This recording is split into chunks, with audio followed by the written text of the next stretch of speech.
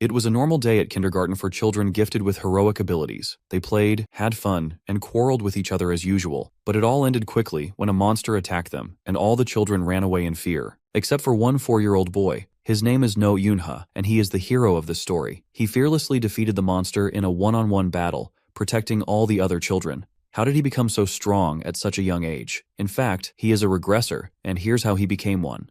The story begins with a man who is about to become the hero of this tale. Standing in front of him is a monster that he has just slain. He is No Yunha, who is inside one of the world's 8 black dungeons, a place feared by all. No one has ever had the courage to clear this dungeon. This place is called the Abyss. As No moves forward, he sees more monsters appearing in front of him. He swings his sword and cuts down a creature. But before he can catch his breath, a snake-like monster suddenly attacks him, sinking its fangs into his arm. No quickly shakes it off, slamming it to the ground. Taking advantage of the opening, he swiftly decapitates the head, killing it instantly. Just as he thinks the danger is over, he spots another monster lurking nearby. It lunges at him, and No reacts fast, striking it with his sword.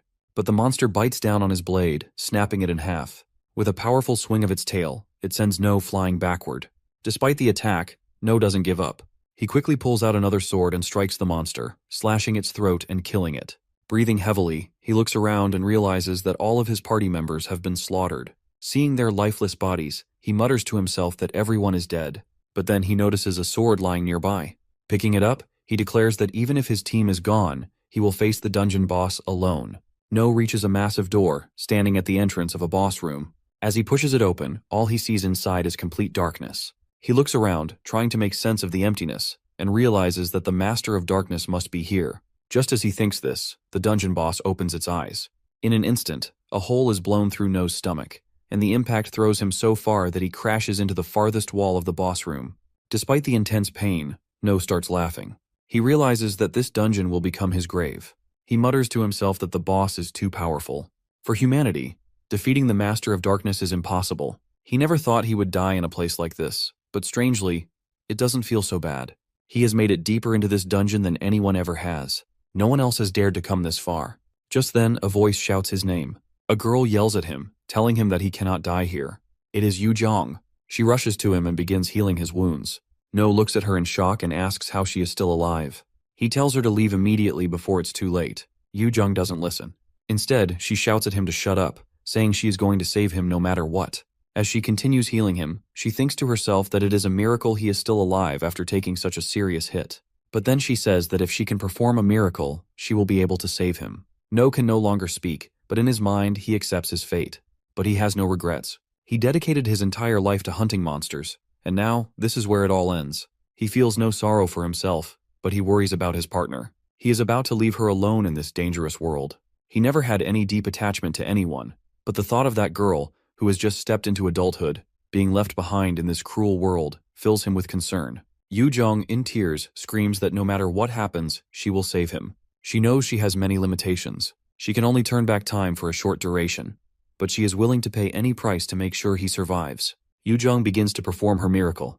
A golden light fills the air, shining brightly. As soon as the miracle is complete, No opens his eyes for the first time. In front of him, he sees 2 figures. He tries to speak, but the only sounds that come out of his mouth are baby-like murmurs. Confusion fills his mind as he wonders what is happening in this place. No's father looks at him and tells him that he was the one who woke him up.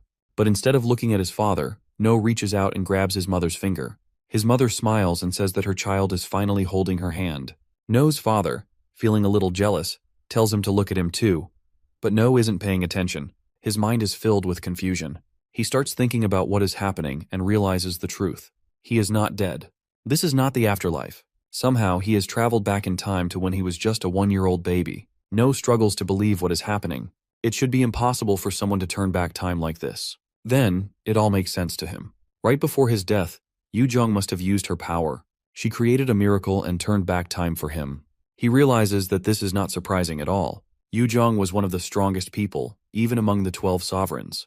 If anyone could do something like this, it was her. Meanwhile, No's parents are watching him. His father smiles and says that No looks just like his mother. His mother laughs and says that his eyes are big, just like his father's. No looks at them and thinks that he never imagined he would see his parents like this again. In his past life, he lost them when he was only 6 years old. Monsters attacked their home, and from that moment, he started hating them. But now he has been given a second chance. This time he will change his future. Clenching his fists, he silently makes a promise to himself. His parents, noticing him making a fist, get excited. His mother tells his father to quickly grab a camera so they can take a picture of this moment. No is lying on the ground, deep in thought. He realizes that he has really traveled back in time. He still has all the memories of his previous life, but right now, he is trapped in the body of a baby. At this moment, he is completely helpless. Speaking, walking, and moving on his own are impossible for now. His daily life consists of eating, sleeping, and doing nothing else. For now, his only challenge is trying to roll over for the first time. Meanwhile, No's sister, Yuna, is shouting at him, telling him to try harder, to flip properly. No looks at her and begins to explain who she is. Her name is Yuna, and she is his older sister. But in his past life, his memories of Yuna are the blurriest. Compared to his parents, he barely remembers her. But there is one memory of her that is still clear in his mind. The day the monsters attacked. The day he lost his parents. That day, Yuna held him tightly and promised to protect him. He still remembers how she hugged him. How she told him she would never let anything happen to him. As he recalls this, No suddenly flips on his own, completing the move without even realizing it. Seeing this, Yuna claps excitedly, cheering for him. She calls him the best little brother ever and pulls him into a tight hug.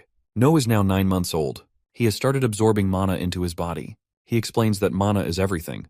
It exists everywhere, sometimes in small amounts, sometimes in large concentrations, but it is always present. In his past life, his body did not have much mana, but this time he is determined to fill his body with it from a young age. Meanwhile, Yuna appears in front of No. No looks at her and starts thinking to himself. He observes that her body seems to hold a lot of natural energy. But this power, as strong as it is, can also be dangerous. If there is too much energy inside a person, it can lead to poisoning. No understands the danger this poses. He knows that before things get worse and more complicated, he needs to help her control this power. As Yuna tries to help him walk, he struggles, but he is determined. She says that she wants him to learn to walk properly. No is now 4 years old. He proudly says that now that he is older, he can walk and talk much better. He also mentions that the time he gets to go outside and explore has increased a lot. No spends time with his sister Yuna. They are outside with a group of children, playing together. Yuna happily greets the kids and tells them that she has brought No along with her today. No stands at the side, watching Yuna interact with everyone. He notices how popular she is among the children and even with the neighbors. Comparing himself to her, he feels like there is no competition, while he is barely noticed. A girl from the group notices No and frowns. She asks him what he is doing there, saying that no one needs him in this place. No responds casually, saying that he was dragged here against his will. He calls her Fat Minji, which makes her instantly angry. She yells at him, reminding him that she has told him many times not to call her that. Her name is Minji, and she wants to be called by her real name. No smirks and tells her that since all she does is eat, he is going to call her Fat Minji. He then tells her to calm down and be quiet. Meanwhile, the children gather and discuss what game to play. One of them excitedly suggests playing cops and robbers since they have so many people today. No looks at them and sighs, thinking about how childish they all are. He doesn't want to play silly games with a bunch of kids. After all, in his mind, he is already 32 plus 4 years old. Just as he is about to refuse, his sister Yuna turns to him with excitement.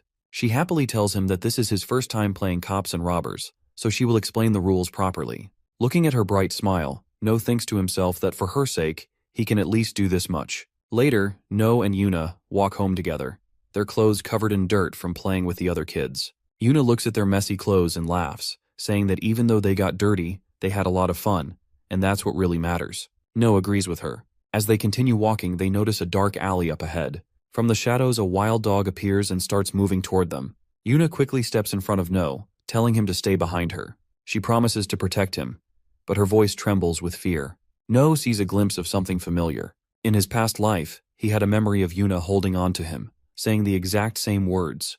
But back then, he was helpless and unable to do anything. This time, things will be different. No steps forward, determined to protect Yuna. He refuses to be weak again. As he speaks, a powerful aura begins to rise from his body. The energy surges around him, strong and overwhelming. The wild dog, sensing the immense power, hesitates. Fear starts to creep into its eyes as it realizes that No is no ordinary boy. Meanwhile, No, now frustrated, firmly tells the dog to leave. As soon as the dog hears this, it actually runs away. After that, No finally stops releasing his terrifying mana. Yuna watches in surprise. She looks at No and starts to say something, but before she can finish, No tells her that she doesn't need to worry about him. He assures her that he is much stronger than he looks. Yuna, now excited, eagerly asks No if what he just did was a form of mana control. She begs him to teach her how he did it. Her eyes stay fixed on him, full of curiosity and admiration. No sighs and agrees, saying that he will teach her. Yuna becomes even happier, and No thinks to himself that he had already planned to teach her mana control later, so it doesn't really matter. With a bright smile, Yuna grabs No's hand and starts leading him home, telling him that they should go back. As they walk, No silently thinks to himself that he wants to protect her smile forever. Since coming back through regression, he now knows when the tragic incident with his family will happen. He remembers losing his entire family when he was just 6 years old. But this time, things will be different. He has been given a second chance, and he will do whatever it takes to stop that tragedy from happening again. No begins Yuna's mana training, instructing her to spin a top using only her mana. She tries, but she struggles to maintain control. No watches her attempt and tells her to focus. He explains that she needs to balance the power she is using on the right side by applying the same amount on the left. Only then will the top continue spinning properly. Hearing this, Yuna replies that it is much harder than she expected. No, standing to the side, observes her efforts. He notes that she has an incredible amount of mana, but she is unable to control it properly. He finds it ironic that despite having so much power, she struggles to use it effectively. Yuna, now motivated, declares that she will prove herself. She gathers a huge amount of mana and directs it toward the top. The sudden surge of energy causes the top to spin out of control, flying in random directions. No watches and comments that she still has a long way to go before mastering her abilities. Later, No sits with his family watching TV. While he watches, his mother looks at him and says that next year, when he turns 6, he will have to start kindergarten. No looks at her and replies that he doesn't need to go to kindergarten. His mother reminds him that he made a promise. When he turns 6, he will go to school, just like they agreed. No thinks about it for a moment. He remembers how, from the beginning, he refused to go. But in the end, he had promised his mother. Now he has no choice. He sighs, feeling frustrated. He can't believe he will have to sit in a room full of little kids. Just thinking about their crying and whining is already giving him a headache. As he sits there, still lost in thought, the TV announcer's voice catches his attention. The announcer says that the new year is about to begin in 1 minute. He adds that the start of this new year is very important for all of humanity. He tells everyone to keep their eyes on the screen because something big is about to happen. Meanwhile, on the TV screen, another reporter appears. She is sitting in a helicopter and looking outside. She says that they are now above the Jongmyo Shrine, the place where the ancient king and queen were buried. She explains that this place marks the beginning of a new chapter for humanity. No listens carefully to the broadcast, thinks about how humans only recently discovered how to use mana. Once they realized its power, everyone became obsessed with using it. But what they failed to understand was that when too much mana gathers in one place, it creates monsters. This discovery led to a disaster. In the year 1999, an incident occurred that changed everything. It became known as the end of the century. During this event, countless monsters appeared and attacked humanity. In South Korea alone, 30% of the population was wiped out. Fear spread everywhere as people realized the true horror of these creatures and questioned where they had come from. The governments, laws, and entire social structure collapsed under the weight of this catastrophe. Only the hunters, those who could use mana, had the power to fight back against the monsters. Because of this, a new hierarchy was born.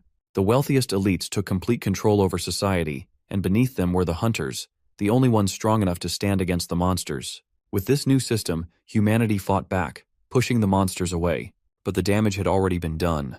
There were still many areas where hunters could not reach, places completely overrun by monsters. Isolated towns and abandoned cities remained filled with creatures, and the people hiding in fear could do nothing but wait for their inevitable deaths. But in the middle of all this darkness, a small spark of hope began to shine. On TV, they show a beautiful woman walking on the shrine grounds. No explains that the girl is the celestial maiden Imga-ul. She was a former national actress, and she became the first celestial maiden to protect Korea. Before this, there were different kinds of divine beings, but Linga was the first to take on the title of a true goddess. The celestial maiden possesses a unique power. She can control mana, preventing it from gathering in one place and going out of control. This ability allows her to stabilize the flow of mana across the land.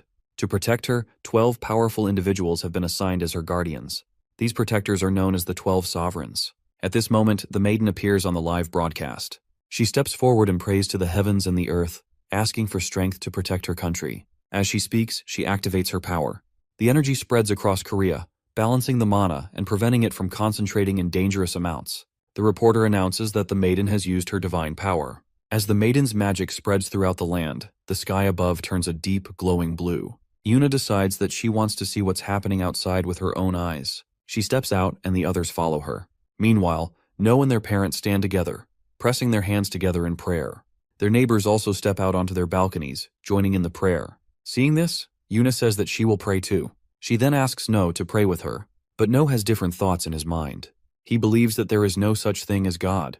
Since the time he was born, he has only seen destruction and suffering. He thinks that if a God ever existed, then even he must have died long ago. Yuna finishes her prayer and quietly wishes for her family to always live in peace. Seeing her sincerity, No smiles a little. He then joins his hands and decides to pray as well. He wishes that he can stay happy with his family this time.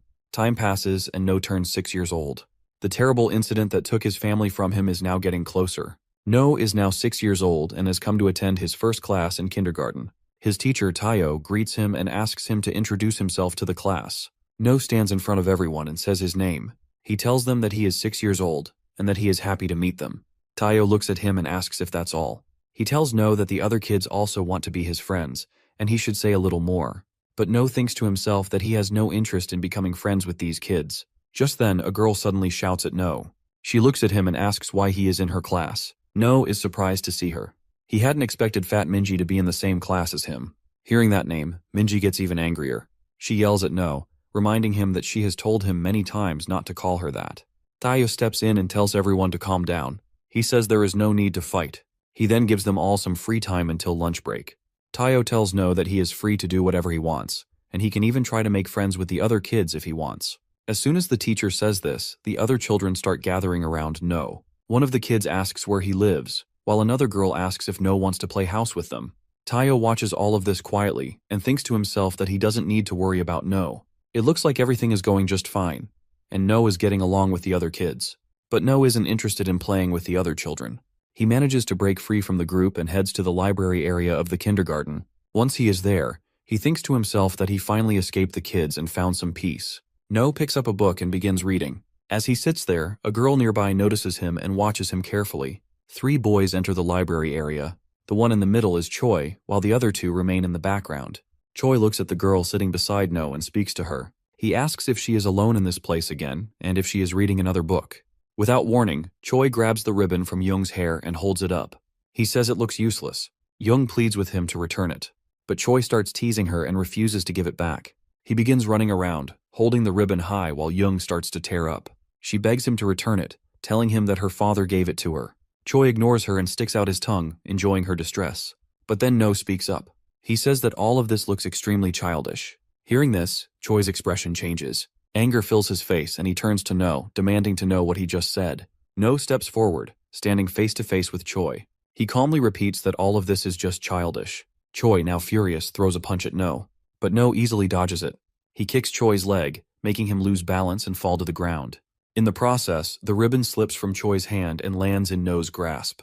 No then turns to the girl and hands her ribbon back to her. Choi, still on the ground, looks up at No with anger.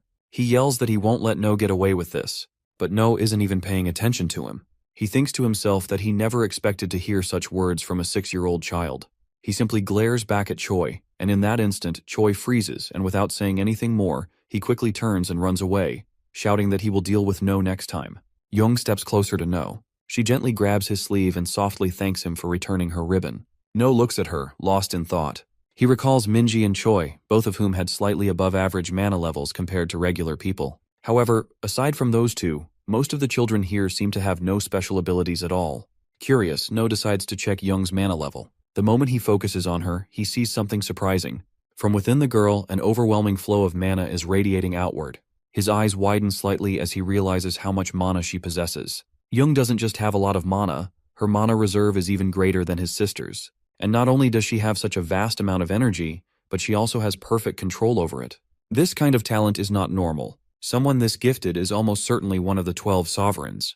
And even if she isn't one of them yet, No is sure that she could have become a disciple of one of the 12 sovereigns. No carefully observes Young, analyzing her closely. He thinks about how, despite having regressed and knowing so much about this world, he has never once heard of a girl named Young.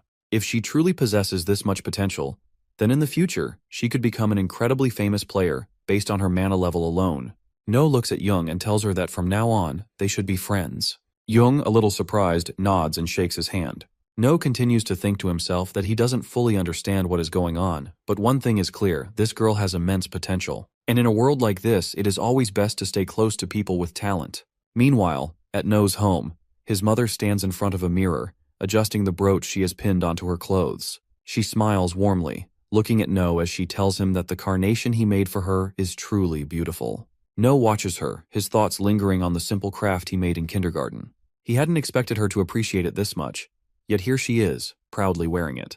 Just then, his mother turns to Yuna, complimenting her as well, telling her that she also did a wonderful job making her own carnation. No, observing it closely, thinks to himself that Yuna is not particularly skilled at making these things. And the next moment she hands him one as well, her expression bright with excitement. Their mother watches the exchange and then, with a playful smile, turns to No. She mentions that she had seen him make an extra carnation earlier and asks if he had made it for Yuna. No responds that it was actually meant for Grandma. As he stands there, memories from his past life begin to surface. He had lost his entire family. He had no parents, yet in school every year he was still required to make a carnation. Whenever he brought it home, his grandmother would always check, and then the flower would be placed on top of the shoe cabinet as decoration. Year after year this routine continued. But despite making one every time, he never once had the courage to give the carnation directly to his grandmother. Back then, he had always felt that if he handed it to her himself, he would somehow lose his burning desire to kill the monsters, the very creatures responsible for his family's death. He had feared that by doing so, his anger would fade away. He had held back until the day she passed away. But this time, he was determined not to make the same mistake. No recalls how the Celestial Maiden's government had once constructed a road leading into a previously restricted area. This road was meant to connect the normal world with the restricted zone, allowing ordinary citizens a chance to enter. Since it was a newly opened path, a significant number of hunters had been placed on standby to ensure security in case of any emergencies. However, on the very day the road was officially opened, something no one had anticipated occurred. A kraken monster suddenly emerged without warning. It had appeared out of nowhere, and due to its sheer power and size, many people lost their lives in an instant. Among the casualties was No's own family as they were on the way to meet with Grandma. His father's voice brings him back to reality. He announces that the vacation is approaching and asks if they would like to visit their grandmother. No, after hearing his father's words, thinks to himself that the day he had been waiting for has finally arrived. No is resolute that nothing can change his decision. His family cannot go to see his grandmother. He begins explaining, sharing a deeper truth about his father's side of the family. No's grandmother is from his mother's side. His father had been an orphan, and No's maternal grandma had been the one to take care of him. No had felt lost and broken, but his grandmother had cared for him, offering him love and support until her very last breath. As No reflects on all this, his father interrupts, saying that the road leading to No's grandmother's home had been dangerous in the past, but now, a safer route has been built and is being protected. According to him, everything should be fine if they decide to go there, and no harm will come to them. No tells his parents that they cannot visit his grandmother.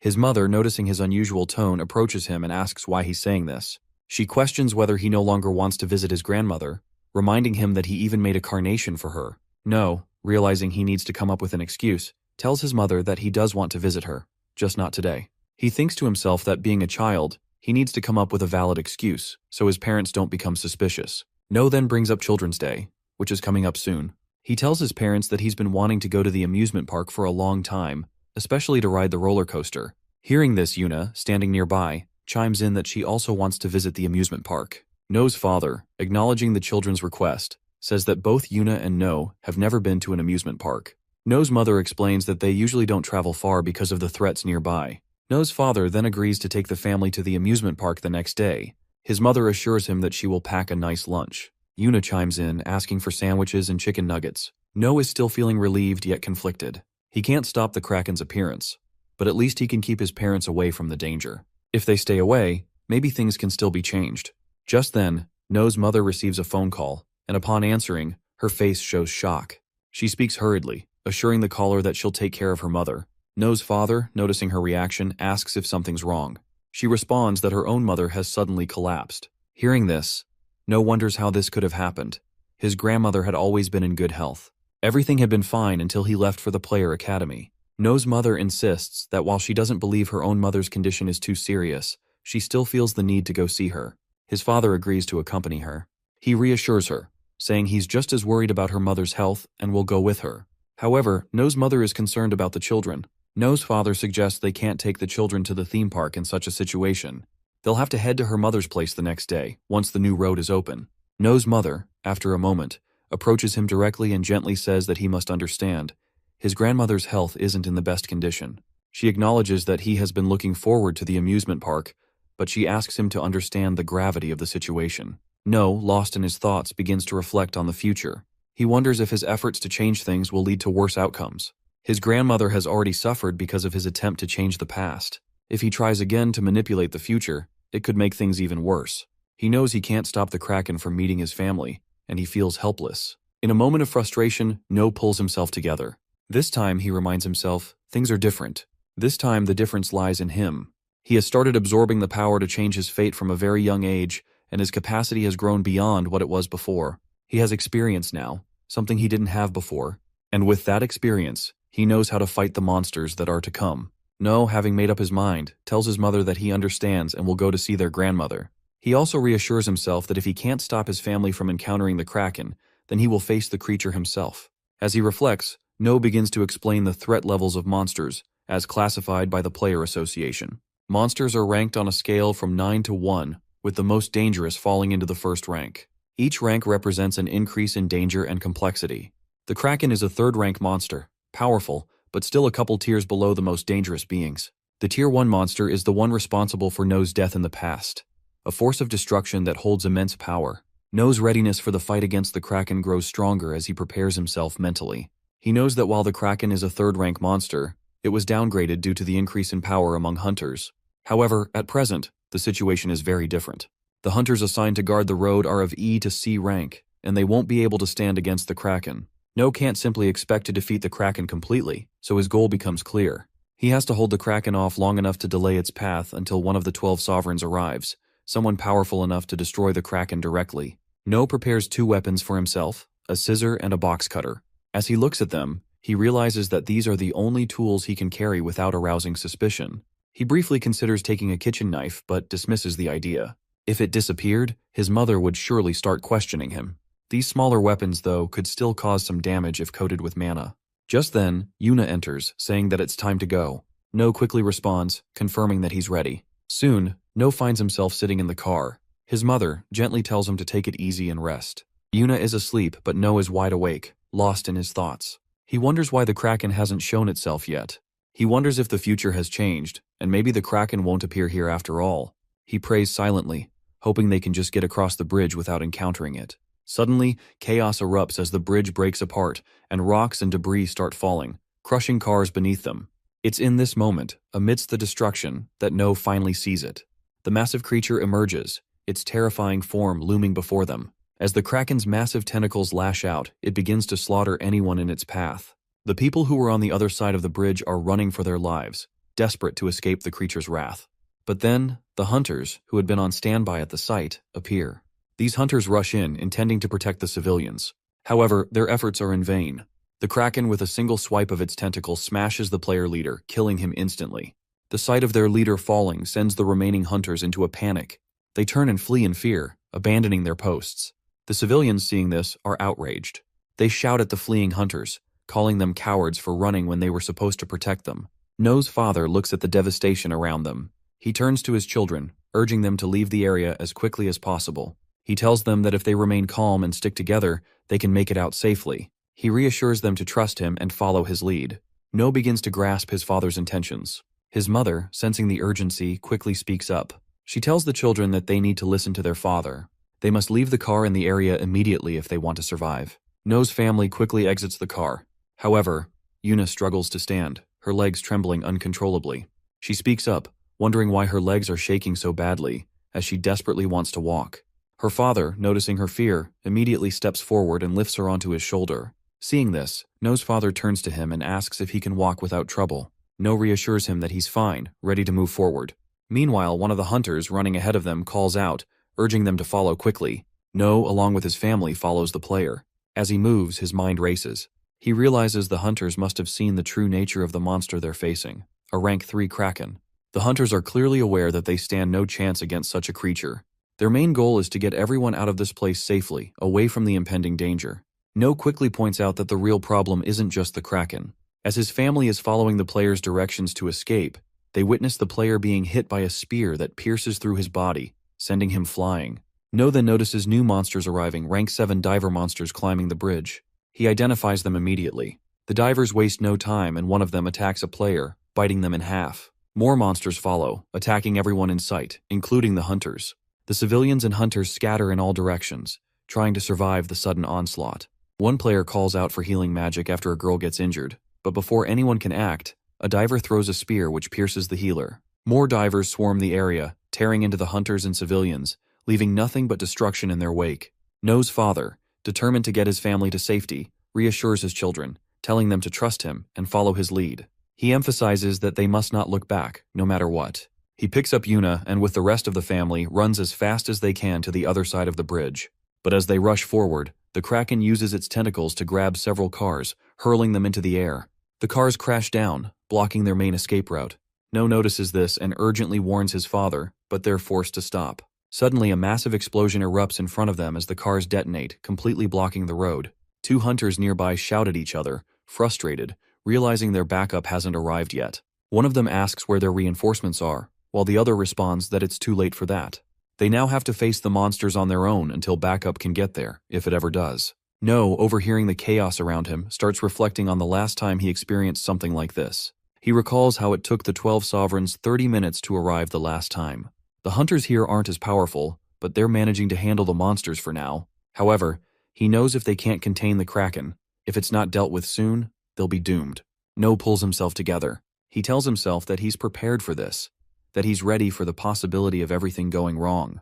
He's determined to protect his family, even if it means risking his own life. Reaching into his bag, he pulls out the scissors and cutter. Turning to his parents, he warns them to stay put, not to move until backup arrives. No's father, still unable to comprehend the situation, listens as No calmly explains that the hunters can protect them for now. No's mind is already racing through worst-case scenarios, knowing that he must leave Yuna behind to face the monsters if things go south. He reassures his father that Yuna can handle herself if it comes to that. Without wasting another moment, No begins running towards the Kraken, activating his Heavenly Steps technique. The technique boosts his speed drastically, but as he pushes forward, No begins to feel the strain on his body. He recalls using this technique in his past life with ease, but now, in this smaller body, it's much harder to maintain. Despite the strain, No's determination keeps him going.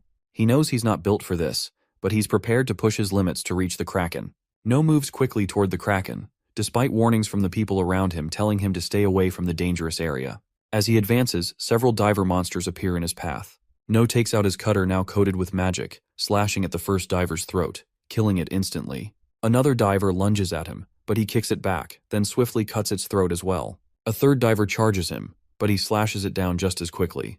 However, a fourth one manages to land a kick, sending No stumbling back, though he remains determined. The divers keep coming at him, but No doesn't hesitate. He continues to slice through them one by one, cutting them down with precision. As the fight rages on, memories from his past life begin to flood his mind. He recalls his past title, one from a life long gone, one where he had been an undead warrior. With each strike, it feels as though he's becoming that being once again. The memories of his past life fuel his strength, and he continues to fight with relentless force, cutting through the monsters as if driven by an unstoppable urge. As No lands on the ground, a diver appears beneath the car beside him. Before it can attack, No leaps up and lands hard on its head, taking down the creature. Another diver throws a spear at No. He narrowly dodges, rushing forward and striking down the diver before it can land another hit. In the chaos, No notices that his cutter is broken. Frustrated, he quickly pulls out his scissors, realizing that they've also split into two pieces. Running toward the Kraken, he uses his Heavenly Step to close the distance. Finally, he stands face to face with the Kraken. As the Kraken hurls a car at No, he narrowly dodges it. In a swift motion, he climbs up one of its massive tentacles and heads straight for the Kraken's face. He grips his scissors tightly and plunges them into the creature, angrily scraping and cutting at its skin. The Kraken thrashes, but No doesn't stop, continuing to stab and slash with all his might. In response, the Kraken raises another tentacle, aiming to crush No, but he dodges just in time, landing safely on the ground. As he looks at his scissors, he notices that one of the blades is partially broken. Still, he checks the other part and mutters to himself that it will have to do for now. The Kraken, with its massive tentacles, continuously tries to grab No. He skillfully dodges and climbs up its tentacles, ready to strike with his scissor. But just as he's about to make his move, one of the Kraken's tentacles swings at him. No is midair and unable to dodge in time. The tentacle strikes, sending him crashing a distance away. Despite the blow, No doesn't give up. He's battered but still determined to fight.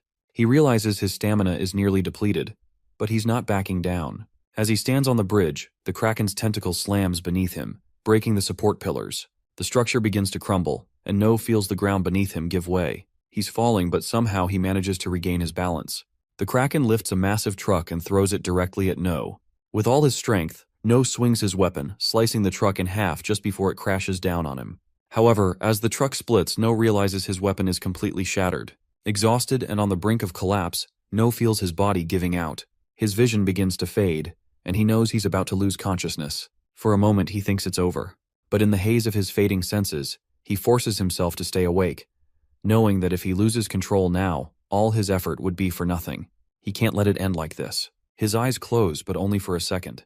With a surge of willpower, he opens them again, determined to see things through. This time he vows he will do things right. He will fight, and he will make sure his family has a future they can live happily in. As the Kraken's tentacle swings toward No, he braces himself, thinking to himself that he doesn't want to die just yet. He wants to live. But then, Yuna arrives and shouts at the Kraken, telling it not to hurt her brother. In that instant, a golden light bursts from her, overwhelming the surrounding area. All the monsters near her are struck by the light, and one by one they vanish, disintegrating in midair. No watches in shock, unable to comprehend what's happening. He mutters to himself that this can't be real. It must be a miracle. This miracle is a gift, one that only some people possess. No realizes that in the world he comes from, only a very few people were capable of using such gifts. Now, seeing Yuna wielding this power, it starts to dawn on him that she might be one of the miracle users. A rare individual with a gift that could change everything. A golden light surrounds Yuna as she speaks to No, reassuring him that everything will be okay.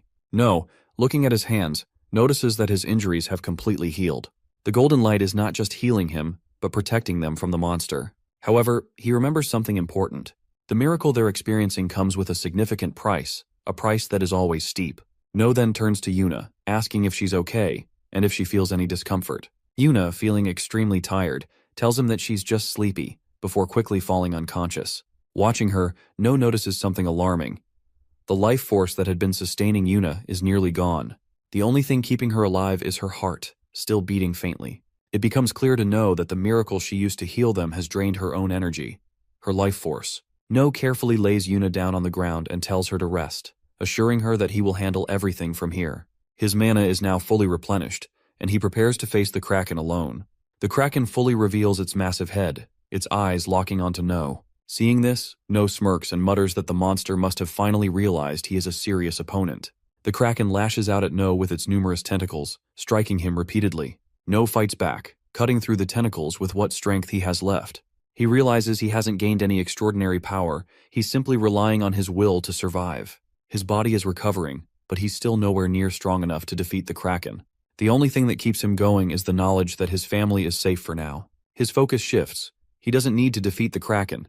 Just delay it long enough until one of the 12 sovereigns arrives to handle the situation. A moment before the Kraken incident, a man sits in his car, stuck in traffic, unable to move forward. Frustrated, he mutters to himself, complaining about how boring the situation is. He turns to the driver and asks if he's sure he's driving properly.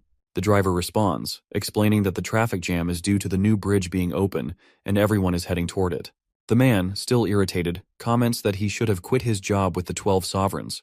He joined the group to fight stronger opponents, not to protect ordinary people. He never signed up to shield civilians from danger. At that moment, the car driver and the red-haired man suddenly sense a strange presence nearby. Almost immediately, the red-haired man's phone starts ringing. When he answers, the person on the other end tells him that he must have already felt it by now. Without wasting time, the man directly asks what rank the creature is. The person on the phone replies that the monster that has appeared is a rank 3 Kraken. Hearing this, the red-haired man becomes excited and asks for the exact location of the monster. Seeing his reaction, the driver starts thinking to himself, a dangerous monster has just appeared, but instead of being worried, this man looks thrilled. The person on the phone starts speaking, explaining that they still don't know the exact damage caused by the Kraken. However, the destruction in that area is massive. The hunters they had already sent there are not strong enough to handle a Kraken. They reassure him not to worry and promise to pick him up soon. Meanwhile, the man steps out of his car and stretches his legs. He looks toward the destination where the monster has appeared and decides to run there himself. The man pulls out a sword from the car. Seeing this, the driver questions him, asking if he really plans to go on foot. He reminds him that the place is 2 hours away from here. But the man confidently responds that he only needs 30 minutes. As soon as he says this, he strengthens his body and takes off at incredible speed. In an instant, he disappears into the distance. The driver watches in shock and then smirks, saying that this is exactly what he expected from the clan lord. He notes that their leader is always eager to fight against powerful opponents. This man is none other than Flame Demon, Kang, the leader of the Blaze clan. Kang has been running for 30 minutes straight, and finally he reaches the place where the Kraken is. Along the way, he kills the monsters that come in his path. But then he notices something, the use of Yuna's miracle. Seeing such a powerful mana presence, he immediately realizes that no ordinary player in this area could have cast it. This means there is someone new here, someone powerful. Meanwhile, No is standing before the Kraken. But before the monster can strike, Kang arrives just in time and slices off one of the Kraken's tentacles. No sees him and instantly recognizes him as Flame Demon Kang, one of the 12 sovereigns. The Kraken, now injured, quickly dives into the water to extinguish the flames on its body. No explains that Kang's gift is flame manifestation, which allows him to control fire. That is why he is called the Flame Demon. Kang then looks at Yuna and No, observing them carefully. He notices the mana flowing around Yuna, and wonders if she is the one who cast the magic he sensed earlier. He also realizes that she has lost consciousness, likely because she used up all her mana. No, on the other hand, has been protecting her from the Kraken all this time. Kang thinks to himself that these two kids are incredibly strong. He feels excited, wondering just how much they will grow as hunters in the future. Then he speaks to No, telling him not to be so afraid. He has no intention of fighting them, at least not right now. He is here for only one reason, to kill the Kraken. He tells the children to stay back because the Kraken is about to rise from the water again. No was already familiar with Kang before his regression. That day, Kang tells No that he knows his reputation has grown a lot recently. No, however, directly tells Kang that he doesn't care about what Kang wants. Kang replies that he just wanted to see if the rumors about No being strong are true. Kang challenges No to fight him if he's as strong as they say. No tells Kang he's not interested in fighting him. He wants Kang to get out of his way, but Kang insists that if No wants to move forward, he must fight him first. No reluctantly agrees and the two begin their fight. No explains that Kang always tried to fight him in his past life. Every time there was an opportunity, Kang would challenge him. No matter what, No could never defeat Kang. The more they fought, the stronger Kang became. No describes Kang as a monster, born only to fight. Meanwhile, the Kraken destroys another support pillar of the bridge. The destruction causes the bridge to begin collapsing.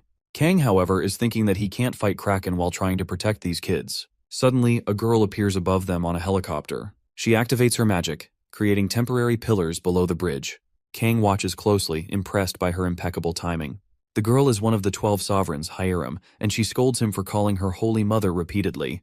Hiram tells Kang that she already warned him not to rush into situations like this. She had planned to pick him up by helicopter, but here he is doing things his own way. Kang simply replies that he had to come here, and it didn't matter what she had planned.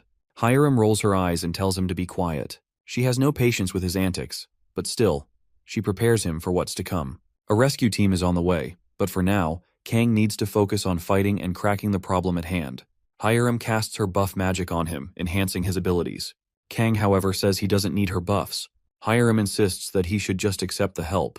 Kang reluctantly agrees, but then tells Hiram that he is leaving the kids to her care. Hiram senses something emanating from Yuna and feels it too. She acknowledges it and says she understands the situation. The Kraken rises from the water. Kang, observing this, steps forward and dives straight into the water. He focuses and uses his power more effectively. His entire body is engulfed in flames. The Kraken lashes out with its massive tentacles, striking from every direction, but Kang just smirks. The tentacles burn upon contact with his flames, unable to touch him. Kang looks at the beast, silently mocking its weakness. He unsheathes his sword, and with a single slash, sends a powerful wave of fire toward the Kraken. The intense fire attack scorches the creature, causing it to scream in agony as its body catches fire. Kang activates his full power, the flames intensifying even further. With one final swift swing of his sword, the Kraken is defeated. As the creature burns, Kang deactivates his ability, watching the monster fall into defeat. No, standing nearby, watches in awe. He is ecstatic, finally witnessing the Kraken's downfall. Hiram arrives and tells the group not to worry. She's ready to use her healing magic on both of them. But as she approaches, she notices that neither of them is actually injured.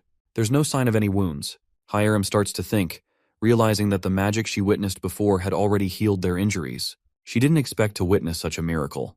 Feeling a bit excited, she starts to reach out to Yuna with her hand.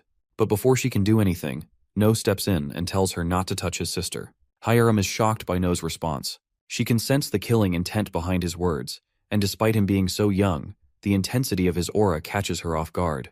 She wonders how such a small child can radiate such dangerous energy. Just then, rescue helicopters arrive. Hiram quickly realizes that the situation is under control now. She nods and says that since the rescue team is here, they can take them to the hospital. At the hospital, news is playing on the TV, showing updates about the recent incident. The news report announces that the Kraken has been defeated. The rescue operation is in progress, and everything seems to be under control. No is watching the news. He looks over at Yuna, who is lying in bed. He knows that the exhaustion she's feeling is because she has used up all the mana in her body. If she could get a mana potion, she would recover. But right now, it's too late for that. No feels a sense of relief, knowing that at least no one has died in the incident. He's glad that everything is over. But as he looks around, his gaze falls on his parents. They arrive at the hospital, looking extremely worried. They are staring at No, clearly distressed by the situation. No, seeing their faces, feels a sense of dread. He knows that this might be the end for him. His mother gently asks if he's hurt anywhere, but No quickly denies it. His father then asks about Yuna, and No informs them that Yuna is sleeping because of mana deficiency. No explains that the potion is helping her recover.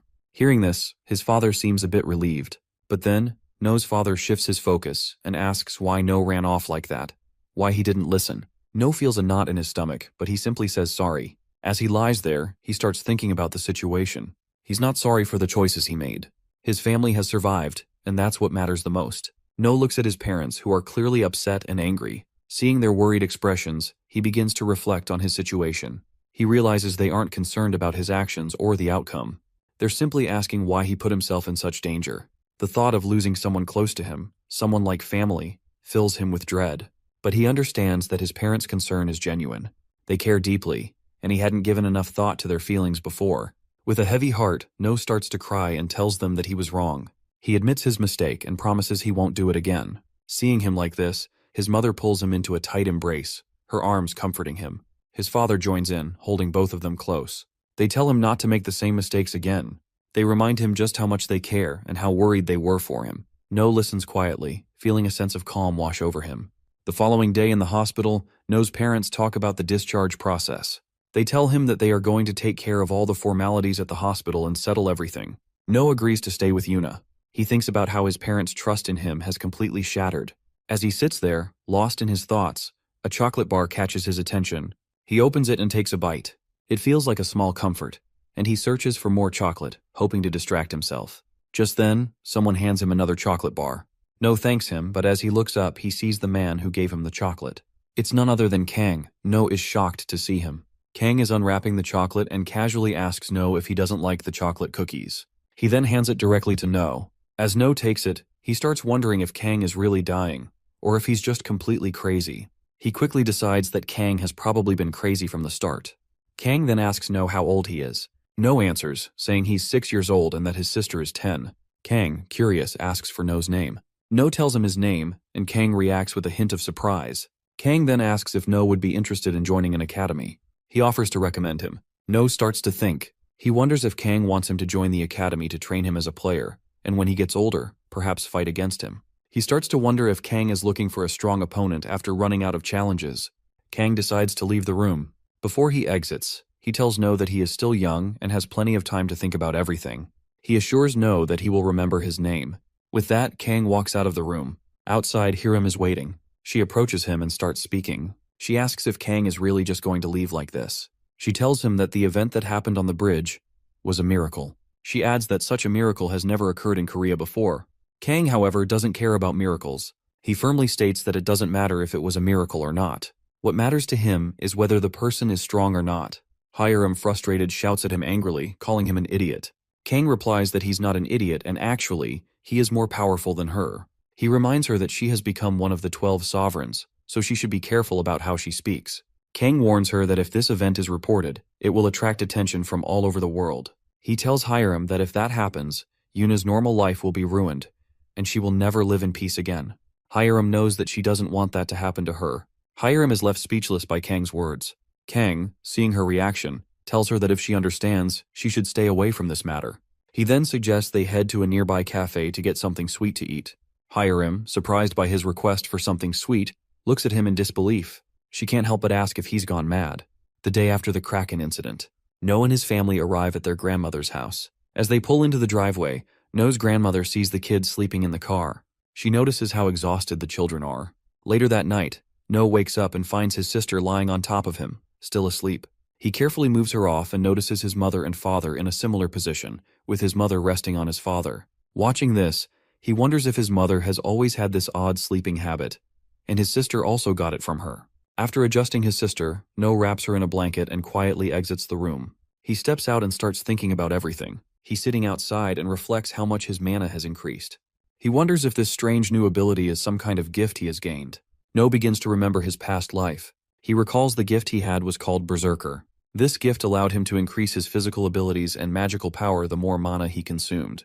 However, it also came with a drawback. As he used more mana, he would slowly lose his sanity.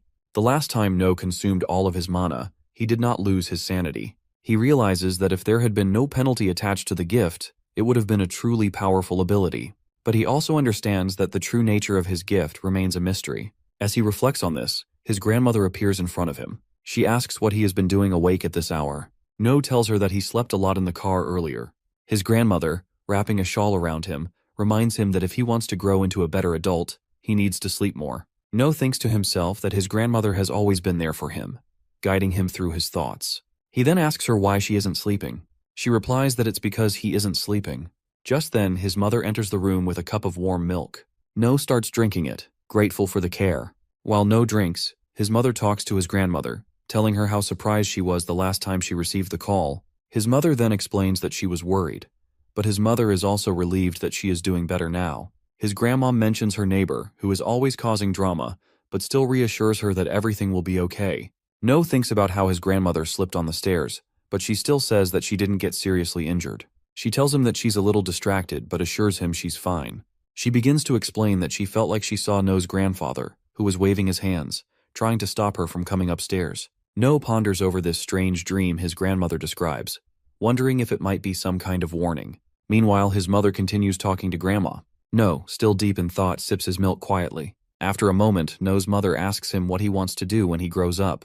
As No hears his mother's question, a dark shadow seems to loom over him. His past life memories flood his mind, the countless monsters he had fought, the battles he had won. He remembers all of it vividly, but it doesn't bring him peace. Instead, it leaves him feeling confused and lost.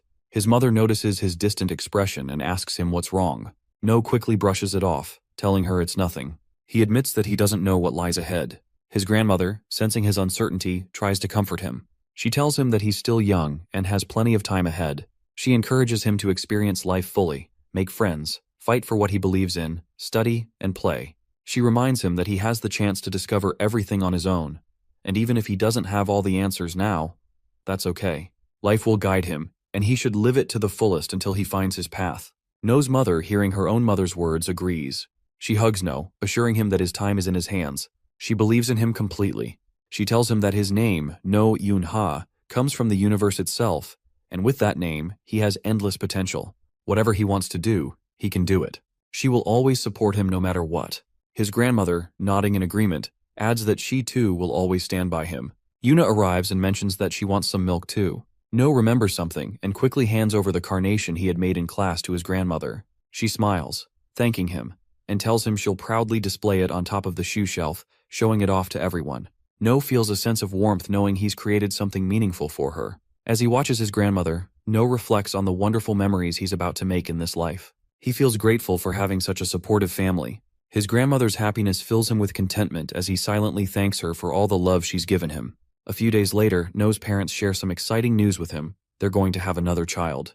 No's mother explains that they'll soon be welcoming a new sibling into the family. Yuna, overhearing the conversation, is thrilled at the news and eagerly talks about how excited she is to have another sibling. No's mother notices that he seems unusually quiet and approaches him, asking if something's wrong. No, however, is overwhelmed with happiness. He smiles through tears and thanks her. He tells her that this moment is the best thing that has ever happened to him. Hearing this, his father chuckles and teasingly says that if others saw No like this, they'd think No is the real father. A year later, No is now 7 years old, and he is playing in kindergarten, surrounded by a few girls. Their laughter fills the air as No is stuck pretending to be a dog while the girls come and pet him. No starts to get annoyed but tries to go with it and stay calm. Among the girls, there's Minji, who stands away from others. She taunts him, asking why others are calling him cute. She even says they should get rid of it. Hearing this, No's anger starts to rise. He knows that Minji always tries to provoke him. Her attitude irritates him, and he stares at her with growing frustration. Minji, sensing his irritation, taunts him further, asking if he wants her to tell the teacher what he's been doing. No, trying to keep calm, lets out a low growl. He remembers the last time he was at kindergarten. He had gone to the corner of the room to rest, and his teacher had seen him. But instead of helping him, the teacher handed him to the girls. As the game of house continues, a girl playfully approaches them, acting as the dad back from work. As the other girls rush to her, No takes the opportunity and walks away. No steps outside and spots Young. No approaches her, curious about what she's doing. He asks her directly, and Young mentions that she's been obsessing over Sherlock Holmes for some time now. No comments that he knows what happens to Sherlock. He casually mentions that the Sherlock, along with Professor Moriarty, will fall into a waterfall. The moment No speaks, he notices that Young freezes. Realizing what he just did, No immediately understands that he's spoiled a part of the story for her. She looks at him, upset, and points out how much she was looking forward to reading that part herself. No, feeling a little guilty, chuckles and apologizes, trying to make light of the situation. He then reassures her that, in the next book, Sherlock Holmes comes back to life, trying to fix what he's done. But it makes the situation even worse. Young looks upset, and her eyes fill with tears. She tells him that he's really messed things up for her. No, now feeling genuinely bad, apologizes again. And then he awkwardly walks away, leaving Young sitting there. No walks into another class where several kids are gathered, playing pretend sword fights. Among them, Choi has just defeated one of the other kids. Choi notices No approaching and smirks, stating that he was waiting for No to show up. He wants to know who the strongest in their class really is. The kids around them begin to murmur, speculating about the upcoming fight. They're curious to see whether Choi or No will emerge as the strongest. Choi, with his sword pointed at No, declares that this area is meant for people like them, and that No won't stand a chance today. He challenges No to pick up his sword and face him. Choi's sword is raised high, and he assures the crowd that he'll defeat No with a single strike. From the back, someone suggests No will be defeated easily, and another adds that the fight will show who the real strongest is. A few girls in the crowd are particularly loud, and No hears them. Among them is Minji, who catches No's attention. Minji yells at No, telling him to die. No realizes that she has always been this type of person. He looks at Young, wondering if she might cheer for him. But then he remembers how he had spoiled her story earlier. As a result, Young yells out, expressing her hatred for him. No picks up his toy sword, reflecting on how, in this world, he is always alone. Choi charges at No quickly. However, No swings his sword once, knocking Choi's weapon out of his hand. In the blink of an eye, No strikes Choi in the stomach, sending him to his knees. Choi, now on the ground, admits defeat, saying that if only he could use his sealed powers, he would have been able to win. The children around No stare at him in awe. He feels the pressure and, in response, tries to act casually, commenting on how great the fight was. The other kids start to shout in excitement, impressed by No's performance. One of them pulls No aside, saying that he is the one who can pull the legendary Excalibur out. Soon they arrive at the spot where the Excalibur is kept. To No, it looks like just another toy. He wonders whether he should pull it out and what might happen if he does. He grabs the sword and pulls it free. Immediately, the kids around him cheer loudly, celebrating his victory. Meanwhile, near a bench, a bloody mobile phone lies on the ground, its screen showing a news report. The headline reads that Rank 7 goblins have appeared, and that the knights are engaged in frontline battles with them. However, the report also mentions that 2 goblins have already escaped. There is a high likelihood that more goblins are hiding in residential areas, and the public is urged to report anything unusual immediately. The children are now playing freeze tag. Meanwhile, No sits off to the side, watching them. He feels exhausted and is on the verge of giving up, but the other kids show no signs of slowing down. No watches as they continue to play, thinking to himself that he is so tired, he might just pass out. Despite his fatigue, he realizes that with every opportunity he gets, he should continue to store as much mana as he can. His thoughts drift to the future, to a world where mana will play a big role. He believes that the more energy he accumulates, the stronger he will become. After the recent events, he knows that there is now more room within him to store this power. No continues to gather more energy. Eventually, the other children call out to him, asking if he is done resting and if he will join them in the game. Their teacher appears, bringing ice cream for the kids. The children excitedly rush to choose their flavors, talking about which one they want as they gather around. No grabs his ice cream and notices that Minji grabbed the exact same one. Both of them start tugging at the ice cream, insisting that the other should let go. No tells Minji that it's his ice cream, while Minji argues that she grabbed it first. They continue bickering in front of their teacher, who, frustrated with their fight, takes the ice cream from them. The teacher scolds them, telling them that they shouldn't fight over their ice cream with friends. Then, the teacher splits the ice cream in half and suggests that they should share it instead. No and Minji, still not quite happy about the situation, decide to play rock, paper, scissors to settle the matter. No declares that the winner will take all, but their teacher intervenes again, reminding them that they should share instead. Both No and Minji agree reluctantly. Just then, Young walks over, asking the teacher where Choi is. The teacher admits that he does not know for sure but suggests that Choi might be in the garden. Minji chimes in, explaining that Choi is probably there, swinging his sword around as usual. Minji turns to Young and asks why she wants to take Choi's ice cream to him. If he wanted it, he would come here himself. Young hesitates, saying that it just doesn't feel right that everyone is enjoying their ice cream together while Choi is alone. The teacher, overhearing their conversation, suggests that Young should take it to him if she is so concerned. Without another word, Young takes the ice cream and heads toward Choi. Meanwhile, the other kids gather again, ready to play another round of freeze tag. Minji walks up to No and tells him that he should join them. No refuses, uninterested. Minji warns him that if he keeps acting like this, no one will want to play with him. No shrugs and asks why she even cares so much. He tells her to go play with the others. Minji tells him that his sister Yuna asked her to make sure he played with the other kids. No immediately understands his sister is way too overprotective of him. The game begins, and the kids play rock, paper, scissors to decide who will be it. No ends up being chosen as the one who has to tag the others. He immediately targets Minji first, running toward her, but Minji freezes in place before he can touch her. Not giving up, No quickly tags another kid instead. Just as Minji unfreezes, he manages to dodge her and slips past while tagging her. Minji is furious, realizing that No has outsmarted her. With anger building up, she decides to go after him first. She charges him, but just as she's about to catch him, No feels something and stops. Standing still, he seems lost in thought. Minji, confused by his sudden pause, asks him why he's standing there, but No doesn't respond. Instead, his mind is focused on the strange feeling. At that moment, the door bursts open and the rank 7 goblin monster appears in front of them. It quickly advances, attacking one of the girls. Before the goblin can strike, No acts swiftly. He uses his mana beam ability to disarm the goblin, knocking the axe out of its hand. The goblin, now fully enraged, shifts its attention to No and begins to charge at him, swinging its axe wildly. No, with quick reflexes, dodges each strike. His mind races, considering his options. He notices the ice cream stick still clutched in its hand and realizes he could use it as a medium to channel his power, taking down the goblin in an instant. But just as he prepares to act, the teachers arrive on the scene. One of them uses a broom to knock the other goblin down, temporarily stopping its advance. The teacher instructs No to stay put, then throws the broom aside and takes down the remaining goblin with a single strike. With the immediate threat neutralized, the teachers rush to grab No and the girl, pulling them toward the classroom. As they hurry away, the 2 goblins are not far behind, still pursuing them. The goblin leaps forward, aiming to strike them down, but No reacts instantly. He channels his mana beam, blasting the creature back before it can reach them. Without wasting a second, the teacher pulls No and the girl inside the classroom, slamming the door behind them. Exhausted and breathing heavily, they take a moment to recover from the chaos outside. Thayo, the teacher, turns to the kindergarten director and asks about the other children. The director reassures him, explaining that most of the kids have already been evacuated. The goblins likely entered the area due to the earlier incident, drawn by the commotion. No scans the room, searching for familiar faces. The director informs them that a report has been sent, and now all they can do is wait for the hunters to arrive. Just then, Minji bursts into the room and yells out that she can't find Young or Choi anywhere. The teachers' faces turn pale, while another child nervously speaks up, saying that they last saw Young and Choi in the garden not too long ago.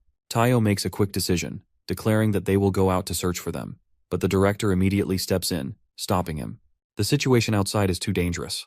They can't afford to leave the rest of the children unprotected. Fear spread among the kids, their anxious whispers growing louder. Some start crying as they plead for their friends to be brought back safely. No sneaks out of the classroom, determined to find Choi and Young.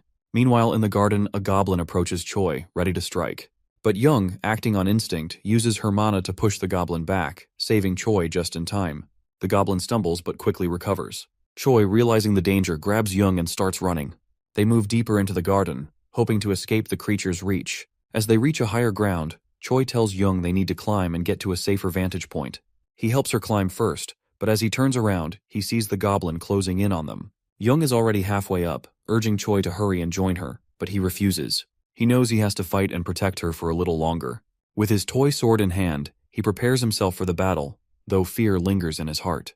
Choi remembers watching a live stream of a battle where the flame demon defeated the Kraken monster. Choi is in awe, imagining himself as a hero like the flame demon, fighting monsters and becoming someone strong. He looks at the approaching goblin, his determination growing despite the fear. He knows he can't let the creature get to Young. With a deep breath, he gets ready for the fight, gripping his sword tightly as the goblin draws closer. Choi swings his toy sword at the goblin, but it has no effect. The goblin remains unscathed and continues its attack, advancing toward Choi. Just as the goblin is about to strike, No appears from behind and grabs Choi's dropped sword. He stops the creature's attack with ease. Turning to Choi, No praises him for his bravery, calling him a real man. The goblin, now focused on No, tries to attack him, but Choi shouts a warning. No, with a swift motion, uses his sword to slice through the goblin's hand, cutting it in half. With a second strike, he destroys the goblin's core, completely obliterating the creature.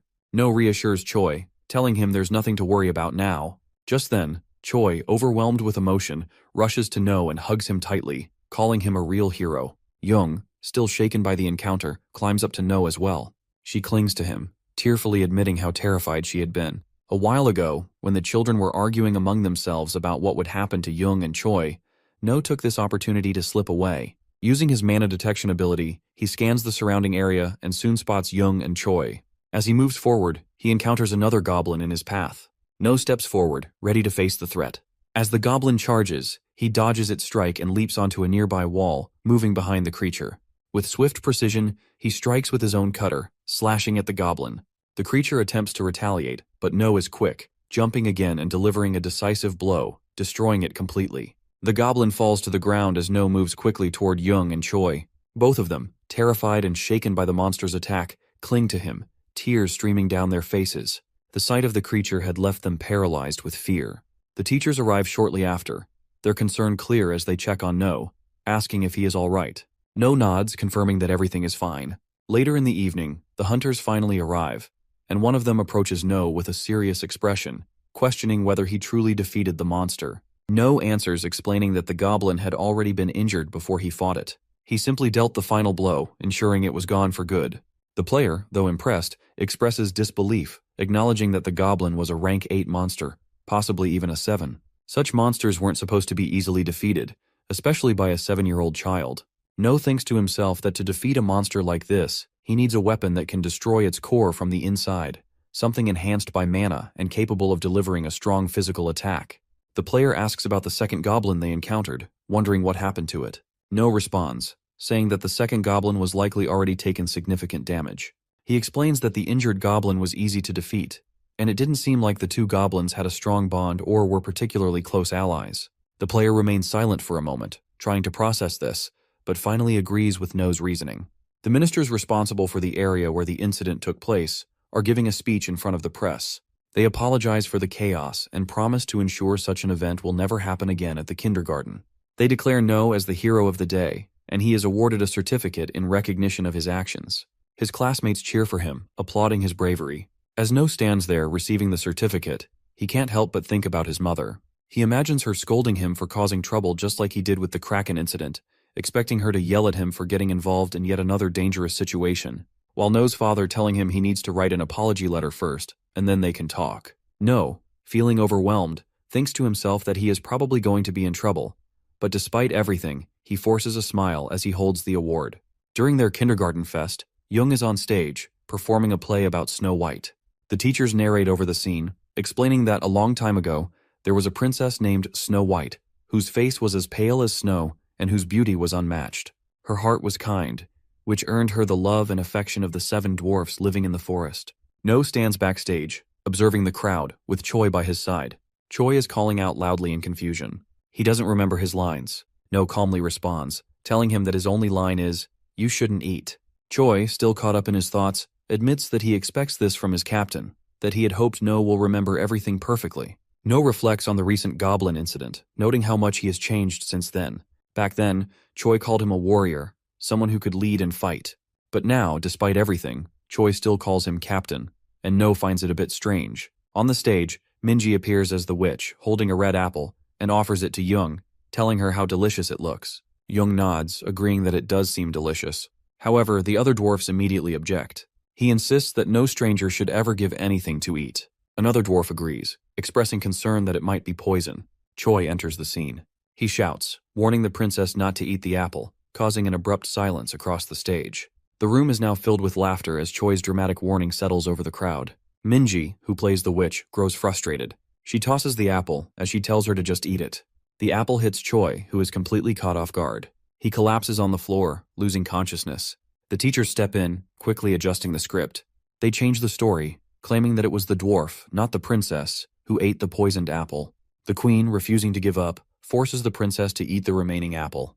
They look at Minji, signaling for her to make the change, and she complies. In a quick motion, Minji hands Young the apple, forcing it into her mouth. The scene concludes as Young falls unconscious and Minji rushes off the stage. After eating the apple, Choi is carried off the stage, and Tayo turns to No. He tells No that he is the only one he trusts now, urging him to do his best. As No steps onto the stage, the audience murmurs, commenting that he seems a little intimidating. Some of them remember that this is the same child who defeated a monster. It's hard to believe that a kid could have accomplished such a feat, especially when the award was given to him in the city hall. No's mind drifts back to his past life, where he was never looked at with kindness, always seen as a monster. He was an undead player, someone people feared. As his past trauma surfaces, his sister blocks those thoughts, stepping in and shouting that she is there for him. The sight of his family cheering for him calms him down. With his focus regained, No shifts his attention fully to the play, determined to perform his role. No stands in front of Young, gazing at her with admiration. He remarks that in this world, it's hard to believe someone so beautiful can exist. After saying this, he places a kiss on her forehead, causing Young to stir and wake up. The crowd bursts into applause as the play concludes successfully. Everyone lifts No into the air, celebrating his role in saving the play. No's parents arrive and they express their pride in him, telling him he did a great job. No, with a confident smile, responds that of course he is their child. His mother then asks if he has figured out what he wants to do in the future. No pauses, recalling the same question she had asked him a year ago when he was at his grandmother's house. Now, No thinks about it, realizing he still doesn't have a clear answer. Looking at the people around him, he wonders if he wants to live a happy life. After reflecting for a moment, he turns to his mother and says that maybe he will be a warrior. His mother, looking at him with understanding, simply replies that whatever he chooses to do, she will always support him. A year later, No steps into his elementary school for the entrance ceremony. The new principal is giving a speech. No, now in his third year, stands quietly, and Minji watches him with a yawn, clearly uninterested. A bit of banter ensues between them. Choi, on the other hand, is excited, chatting away with the others. The entrance ceremony eventually concludes. Later in their classroom, students start introducing themselves. Minji begins, sharing that she had attended the Doan kindergarten and talks about herself. The teacher, Gina, cuts her off, saying that's enough for now. Minji, respecting the teacher's request, quiets down and finishes her introduction. Everyone in the class breathes a sigh of relief. Now it's No's turn. Ms. Gina calls on him to introduce himself. No introduces himself to the class, stating his name and mentioning that he used to go to the Doan kindergarten. Ms. Gina, sensing his pause, asks if that's all. No simply nods and says yes. With a small sigh, Ms. Gina moves on and calls on Young. Young stands up nervously, her hands trembling slightly. She begins, stuttering a bit as she introduces herself. No remembers the day they all went to Young's house. All her friends are gathered, excitedly chatting outside. Her father, noticing the buzz, asks them if they had a tough time getting there. He offers to make them a nice lunch and asks if they would like a drink. No notices Young's father and has a strange feeling of familiarity. He wonders where he's seen that face before. The other kids are busy asking for snacks and drinks. Some want chocolate, others prefer mango juice. But when Young's father turns to No, he asks what he would like. No, still a bit distracted, almost about to ask for a cup of coffee. He realizes he is still a kid and asks for a banana shake. Young's father brings lunch for everyone, placing a variety of dishes in front of them. The food looks delicious, and one of them immediately starts eating, commenting on how tasty it is. The others follow suit, all praising the meal. Minji and Choi are caught up in their usual bickering, but No remains quiet, observing them. No wonders what's so special about the food that everyone is raving about. When he finally tries it, he's taken aback by the taste. As soon as the food enters his body, he feels an odd sensation. It's as if his body is being restored, as though something inside him is healing. He realizes that all this food is acting as a potion, an elixir that helps restore mana. Potions are commonly used by players who venture into battles against monsters, as it aids in replenishing their mana. No, still processing the effects of the elixir, doesn't give a strong reaction. Young notices and asks him if he doesn't like it. He quickly reassures her that it's actually very delicious, but he asks her what her father's name is. Jung tells him that her father's name is Seok-hoon. No walks up to Jung after hearing her father's name. He tells her that they should be close friends, and in that moment, he begins to recall something from his past life. Seok-hoon, he explains, is the person who revolutionized the potion market. In his past life, Seok-hoon was the person who revolutionized the potion market, using his gift of filtering to extract mana from selected materials. His efforts were so significant that, in the future, Seok-hoon's company would rise to become one of the 3 largest in Korea.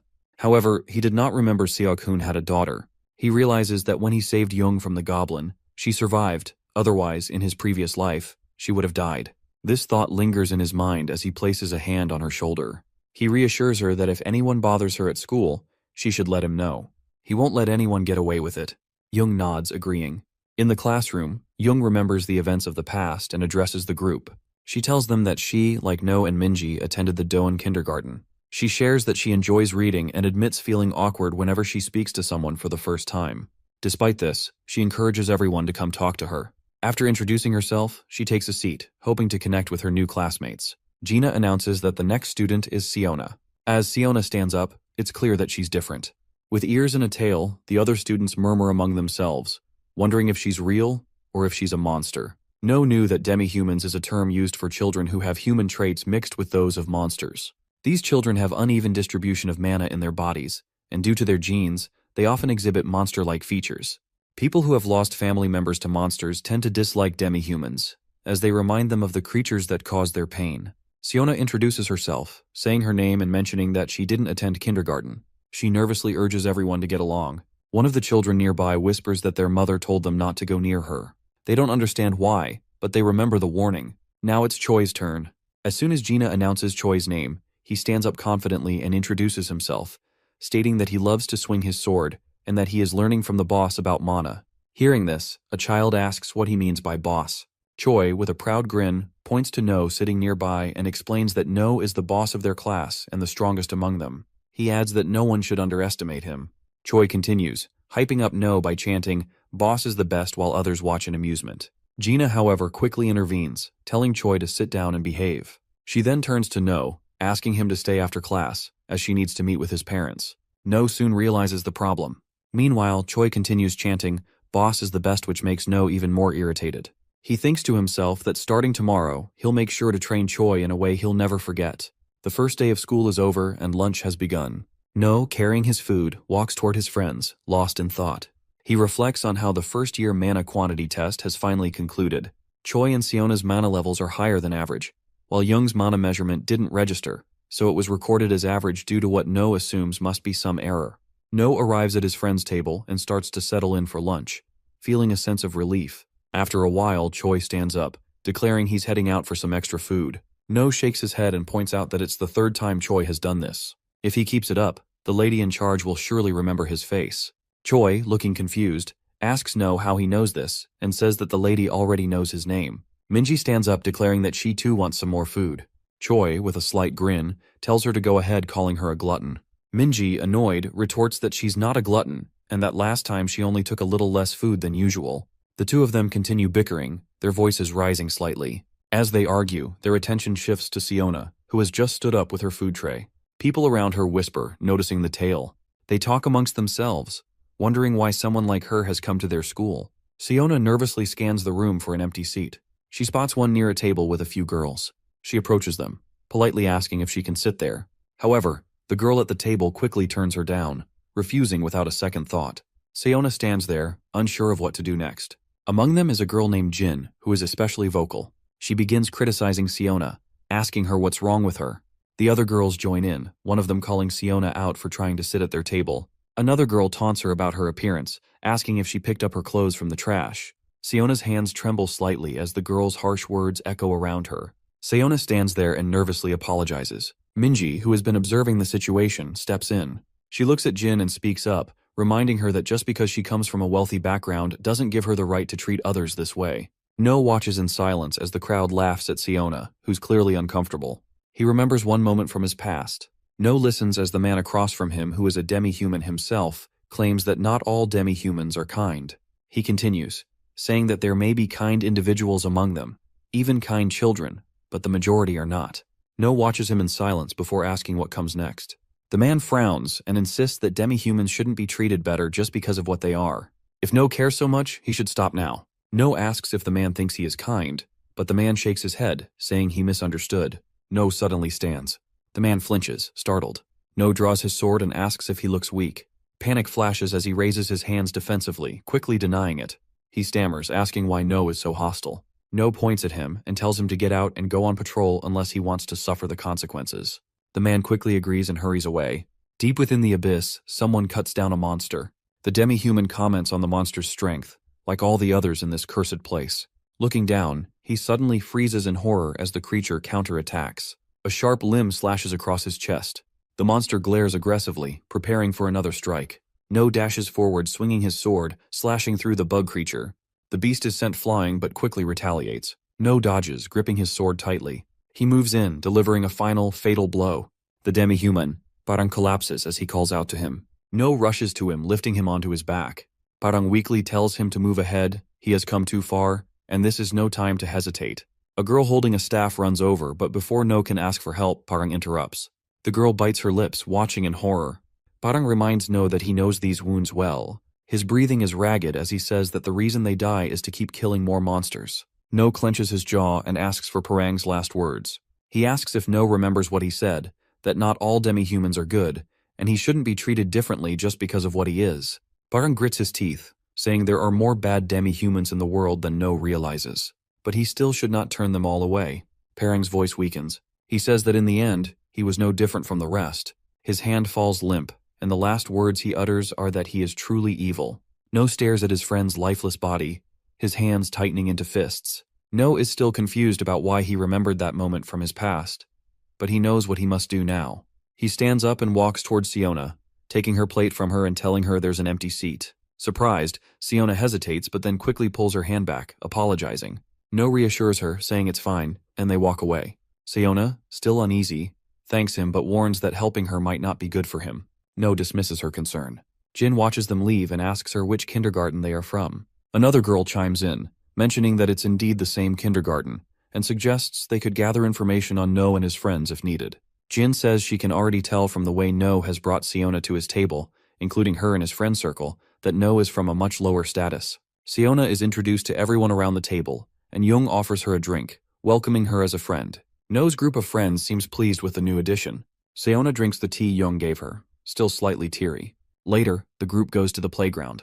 No tells them he's going to teach them how to suppress their mana and hide their presence. Siona admits she doesn't know how to control her mana. No reassures her, saying she knows how to hide her energy. He then instructs the group to practice by hiding their presence in the open area of the playground, without using the buildings for cover. The game of hide-and-seek begins. No counts to 100 while the others hide. Once he finishes counting, he starts searching for them. He quickly finds Choi, Minji, and Yuna with ease. He realizes that Siona and Jung are the only ones left. Jung does a great job hiding her presence. No can't feel her at all. He decides to find Siona first. While searching, No hears some rustling from behind a bush. He rushes toward it, but when he checks, no one is there. Siona has already sprinted away. No chases after her, calling her name, but she keeps running. He tries to catch her, but Siona leaps away, telling him she won't stop until he catches her with his own hands. No sees that the three who were caught are watching him. Minji, Yuna, and Choi are ready to make their move. They know No has already caught them, and now they're running in the opposite direction. No, frustrated, chases after them. He's determined to catch them all. Meanwhile, Jung enters a building. She hides her presence, making sure no one can sense her. She's about to leave the building, but stops when she notices a stack of books in a room. Intrigued, she enters. The room is filled with books. Her eyes fall on a red book that catches her attention. The title reads Alice in Wonderland, and she is immediately drawn to it. An old man arrives, and she's shocked to see him. They sit together for a long time, and he begins telling her stories about Alice in Wonderland. Meanwhile, No has been searching for her and finally finds his way to the room. He calls out to her. Jung, lost in the stories that the old man is sharing, doesn't notice No. He's been looking for her for a long time but finally finds her. No greets her with a sense of urgency, explaining that she disappeared while playing with her friends, and that's why he's been searching for her. The old man responds, telling her that if she was playing with her friends, she should have told him first. Jung apologizes, explaining that she forgot. Hearing this, Choi gets angry and scolds her. No taps her forehead with his finger and warns her to inform him next time before she leaves. Jung, almost about to cry, agrees and asks for his forgiveness. No turns to the old man and apologizes for the interruption, to which the old man dismisses it, saying there's no need to worry. He admits he's been quite bored and invites Jung to come back. Jung, excited, asks if she can return the next day to finish reading the book. The old man agrees. No tells Jung it's time to go home. Just then, the old man asks if he can drop them to their house. The old man calls for a car, and as soon as it arrives, Choi, Jung, and Siona step inside. The car is sleek and luxurious. Watching it leave, No mutters that he has never been in such an expensive car before and admits that he's a little jealous. Few days later at school, teacher Gina suddenly announces that she is putting No's name forward as a candidate for class president. No immediately asks why she is writing his name. Before he can argue, Minji informs him that someone nominated his name. Confused, he asks who said that, and Minji gestures toward Choi. No turns furious but decides to do something about Choi later. Choi tries to back out, but the teacher informs the class that No is the only candidate for class president this semester. She then asks if anyone else would like to nominate themselves, but no one speaks up. Jin slowly raises her hand and turns to No, saying she would also like to run as a candidate. Sometime later, Jin enters the classroom, bringing a huge box of burgers. She casually mentions that her father has already paid for them, and they're for everyone to enjoy. She and her friends begin distributing the burgers throughout the class. Jin adds that if she becomes class president, she'll treat everyone to burgers once a month, encouraging the class to vote for her. No watches everything from the side along with his friends. When Jin approaches to offer him a burger, he refuses and walks away. As he glances around, he notices Choi holding a burger, his mouth watering, but after a moment, he reluctantly gives it back. Minji comments that she's not homeless, rejecting the offer, and Jung also declines. Seeing this, No feels a little motivated and thinks that maybe he should at least give it a try. Later, the class heads out for a school trip. Their teacher Gina gathers everyone and instructs them to give their attendance when she calls their names. She begins by calling out the class president's name first. Jin raises her hand, confirming that she is officially this year's class president. Meanwhile, No, now the vice president, is frustrated by the outcome. Later, their teacher guides the students around the mountain they are visiting for their field trip. She takes them through scenic spots, allowing them to explore the area. Eventually, they stop for lunch break. As No opens his lunchbox, he notices a note inside that reads, "Love you." Seeing this, Minji teases him, saying how sweet it is that his sister loves him so much. No tells her to be quiet.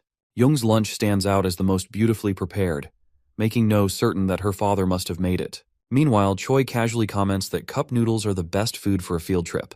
Hearing this, Minji asks if his mother didn't pack a lunch for him. Choi simply nods, explaining that his mom told him cup noodles were the best. No and Minji grow quiet, exchanging glances. No thinks that Choi's mother doesn't care much for him, not even bothering to prepare his lunch. No, trying to cheer him up, agrees that cup noodles are the best. Deep in the mountains, a man is being chased by monsters. He runs as fast as he can, but his foot catches on something, causing him to fall. When he looks up, he sees the creatures closing in. Rank 7 monsters, vicious hounds feared for their brutality. Terrified, he stumbles back, calling for help. But before he can react, a larger presence looms behind him. Turning around, he finds himself face to face with an even stronger beast, a rank 6 hellhound, the leader of the pack. The monstrous hounds waste no time lunging at him. Within moments, they tear him apart, devouring him completely. The hellhound leader suddenly commands the others to stop. The lesser hounds immediately freeze. The leader then gives a new order. They must head south. And southward is exactly where No and his group are. Meanwhile, the students begin their treasure hunt activity. No has no interest in participating and would rather leave, but he gets dragged along by his classmates. Annoyed, he reluctantly follows along. Suddenly, a loud scream echoes through the area. Everyone stops and starts murmuring about what it could be. No, keeping a cool head, tells them all to stay quiet. As they scan their surroundings, a monster approaches, moving swiftly toward them. When they look ahead, they see a hound standing right in their path. No already knew that monsters would eventually show up here, but he had no way of knowing the exact day. Frustrated, he thinks why it had to be today. The Buchan Mountain incident was a major disaster. Seoul was supposed to be protected by a cocoon-like barrier, but for some unknown reason, monsters from the nearby districts managed to break through and enter Seoul. The result was tragic, leading to countless casualties. The hellhound's eyes lock onto Minji first. It leaps at her and Minji stumbles as her foot catches on a rock, making her fall backward. Just before the hellhound can reach her, No charges in and lands a powerful kick, sending the creature flying. Without wasting a moment, he attacks it repeatedly with his fork, striking over and over until he finally kills it. Turning to Minji, he asks if she's okay. Minji quickly nods, but Choi steps in, saying they should be asking him instead. He then comments that No's actions just now were completely unlike the boss he knows. No simply replies that he was just caught a little off guard. No realizes that Choi saw something he shouldn't have. In that moment, when he killed the monster, he had become the undead version of himself from his past life, a player consumed by hatred for monsters. He had just revealed a side of himself that he never wanted anyone to see. Before he can dwell on it further, more monstrous roars echo through the area. The sound grows louder, signaling the approach of even more creatures. Choi, alarmed, asks what they should do, while Minji immediately insists that their only option is to run. No agrees it makes sense to escape first. But he knows that hounds always move in packs, and now an entire group of them is descending from the top of the mountain. If they stick together, he might not be able to protect everyone. There's only one option left. He takes a deep breath and tells everyone to listen carefully to what he's about to say. Meanwhile, another group of students continue their treasure hunt. Meanwhile, Jin spreads her handkerchief over a rock and sits down, watching her friends as she casually tells them to hurry up and find the treasure. Jin's friends make excuses, saying they need a break and that searching for the treasure is too much effort. But as soon as she glares at them, they quickly get back to work, resuming their search without further complaints. Just then, Jin notices a group of students running toward her, screaming in panic. At the same time, a pack of hellhounds emerge, chasing them down. The terrified students rush past her, leaving her frozen in place. Before she can react, one of the hellhounds leaps straight at her, ready to strike. But before it can land its attack, a gunshot rings out. The bullet strikes the hellhound, killing it instantly. Though still shaken, Jin quickly realizes who fired the shot. No lowers his gun and looks at her. He tells her that if she doesn't want to die, she should get down the mountain immediately. Jin trembles with fear, struggling to steady herself.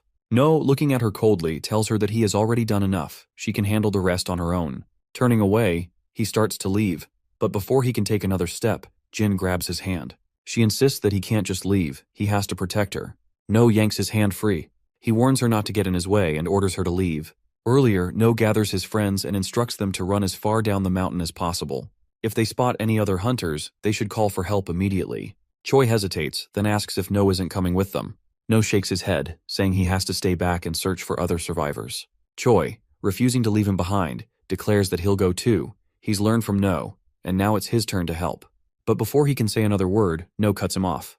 His voice turns cold as he orders Choi to stop joking around and focus on surviving. No continues instructing his friends, emphasizing that from now on, they will operate as a 4-person party. He warns them to keep one thing in mind: hounds are monsters with great sense of smell. To avoid detection, they must suppress their mana as much as possible since these creatures can easily sense it. Once they head down the mountain, No moves in the opposite direction, climbing higher. Along the way, he tosses Young's food onto the ground. Since it was prepared by her father, it contains traces of mana. This will momentarily confuse the monsters, giving him an advantage. Activating his mana detection, No thoroughly scans the area, pinpointing the exact locations of nearby monsters. Satisfied with the information, he mutters to himself that he has already bought his friends enough time to escape. He sprints toward the hellhounds. No spots the hellhound boss lurking in a particularly dark area of the mountain, its presence radiating an ominous aura. He mutters to himself, realizing this fight will be far more difficult than expected. Though he still possesses half the mana he had in his past life, it won't be enough for a prolonged battle. Fortunately, he has one of Young's drinks, a potion crafted by her father, which might prove useful. Suddenly, loud screams echo through the area. No turns to see that a group of hunters has already arrived, but they are being overwhelmed by the horde of hellhounds. One by one, they are torn apart until only a single survivor remains. Before the last player can react, a hellhound lunges at him, finishing him off. No leaps into action, jumping onto one of the hellhounds. As he lands, he quickly grabs a small sword from the fallen player's bag. Armed with this new weapon, he prepares to cut through the swarm of monsters. One hellhound immediately pounces on him, but No swiftly spots its weak point and drives his sword straight through it, killing it in an instant. As the creature's lifeless body is flung aside, another charges toward him. No moves with incredible speed, slashing through the monsters one after another without hesitation. As No finishes off one hellhound, another lunges at him from behind. He swiftly dodges the attack and drives his dagger deep into the creature's stomach, killing it instantly. Several more hellhounds surround him.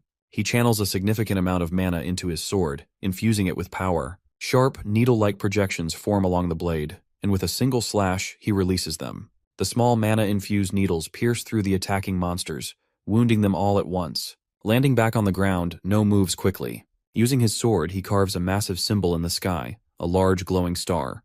The moment he completes it, a powerful explosion erupts, consuming all the nearby hellhounds in an instant. The overwhelming blast leaves nothing but silence in its wake. Back in the present, No now holds a gun and a small sword, weapons scavenged from the fallen hunters. Having saved Jin from the hellhounds, he turns to leave. She attempts to stop him, but No coldly tells her not to get in his way and to leave immediately. Jin lets him go, and without another word, No walks away.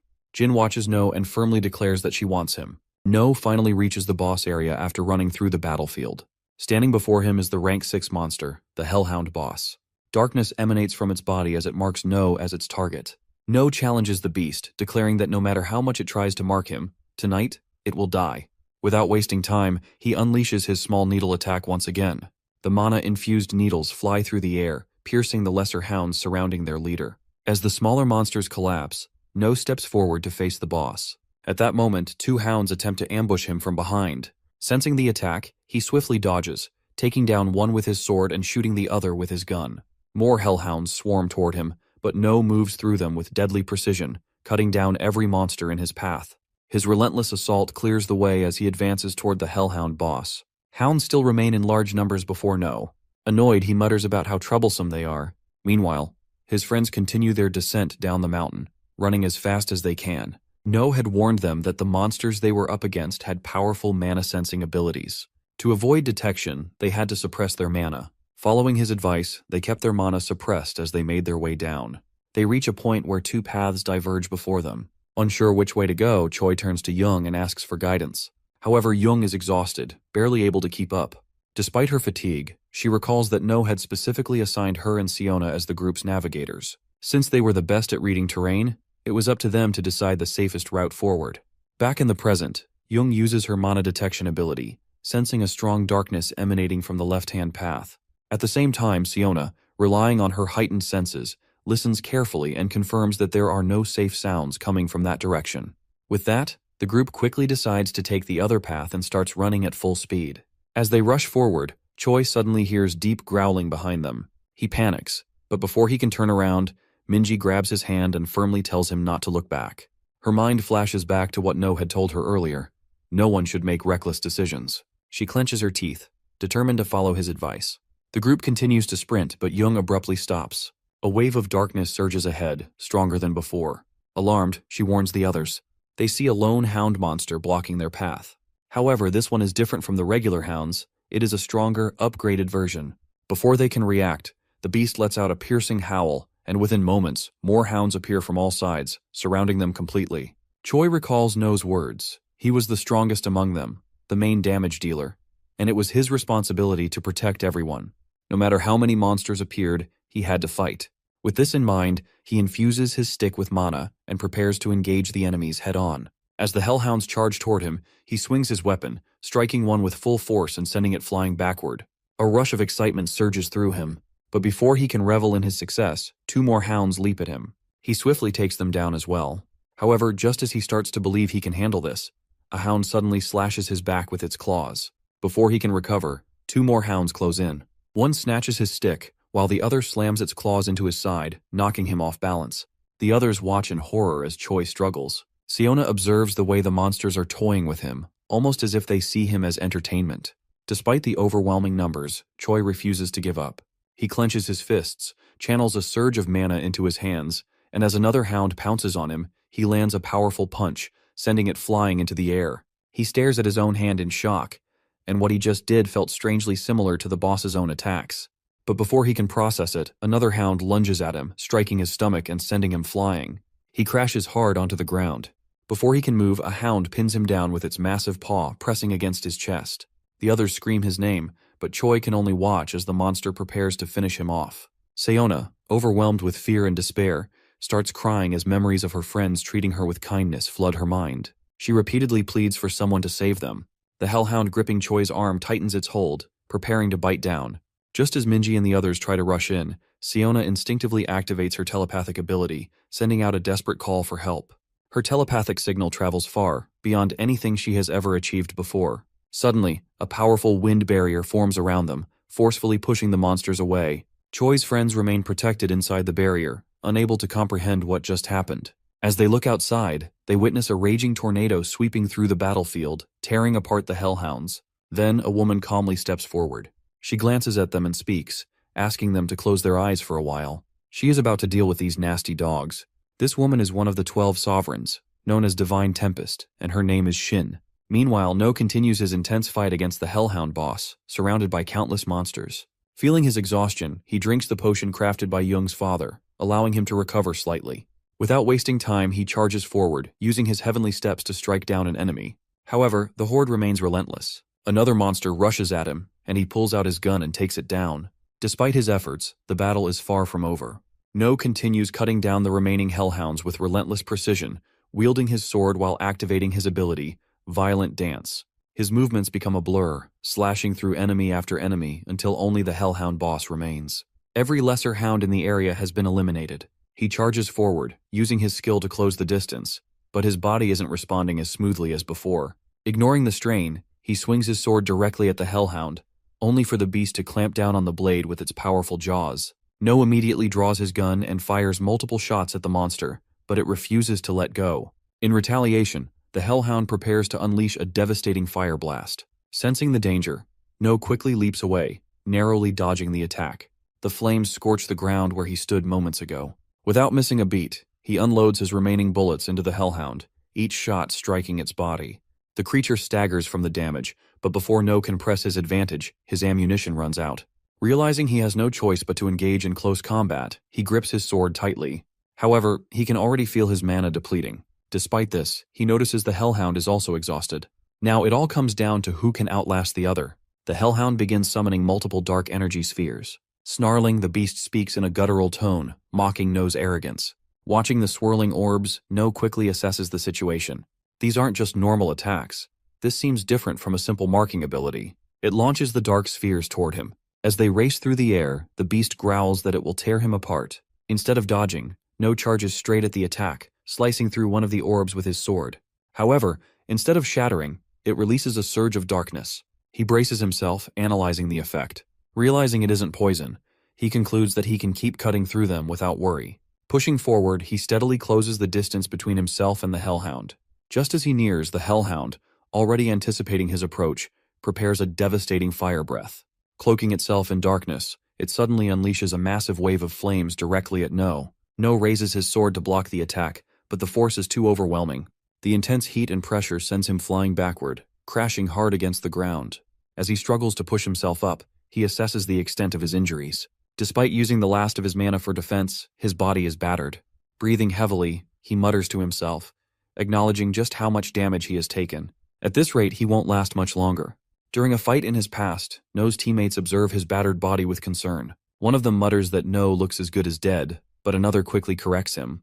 He explains that No possesses a rare ability known as Berserker. Unlike ordinary talents, Berserker is a gift that only activates in extreme situations, pushing the user beyond their limits. Back in the present, No's mana is completely depleted, triggering his Berserker ability. Despite having no energy left, his body continues to release mana at an explosive rate. His movements become faster. With renewed strength, he charges straight toward the Hellhound, closing the distance in an instant. The beast instinctively retreats, but No is already too close. His sword slashes downward, severing two of its legs in a single strike.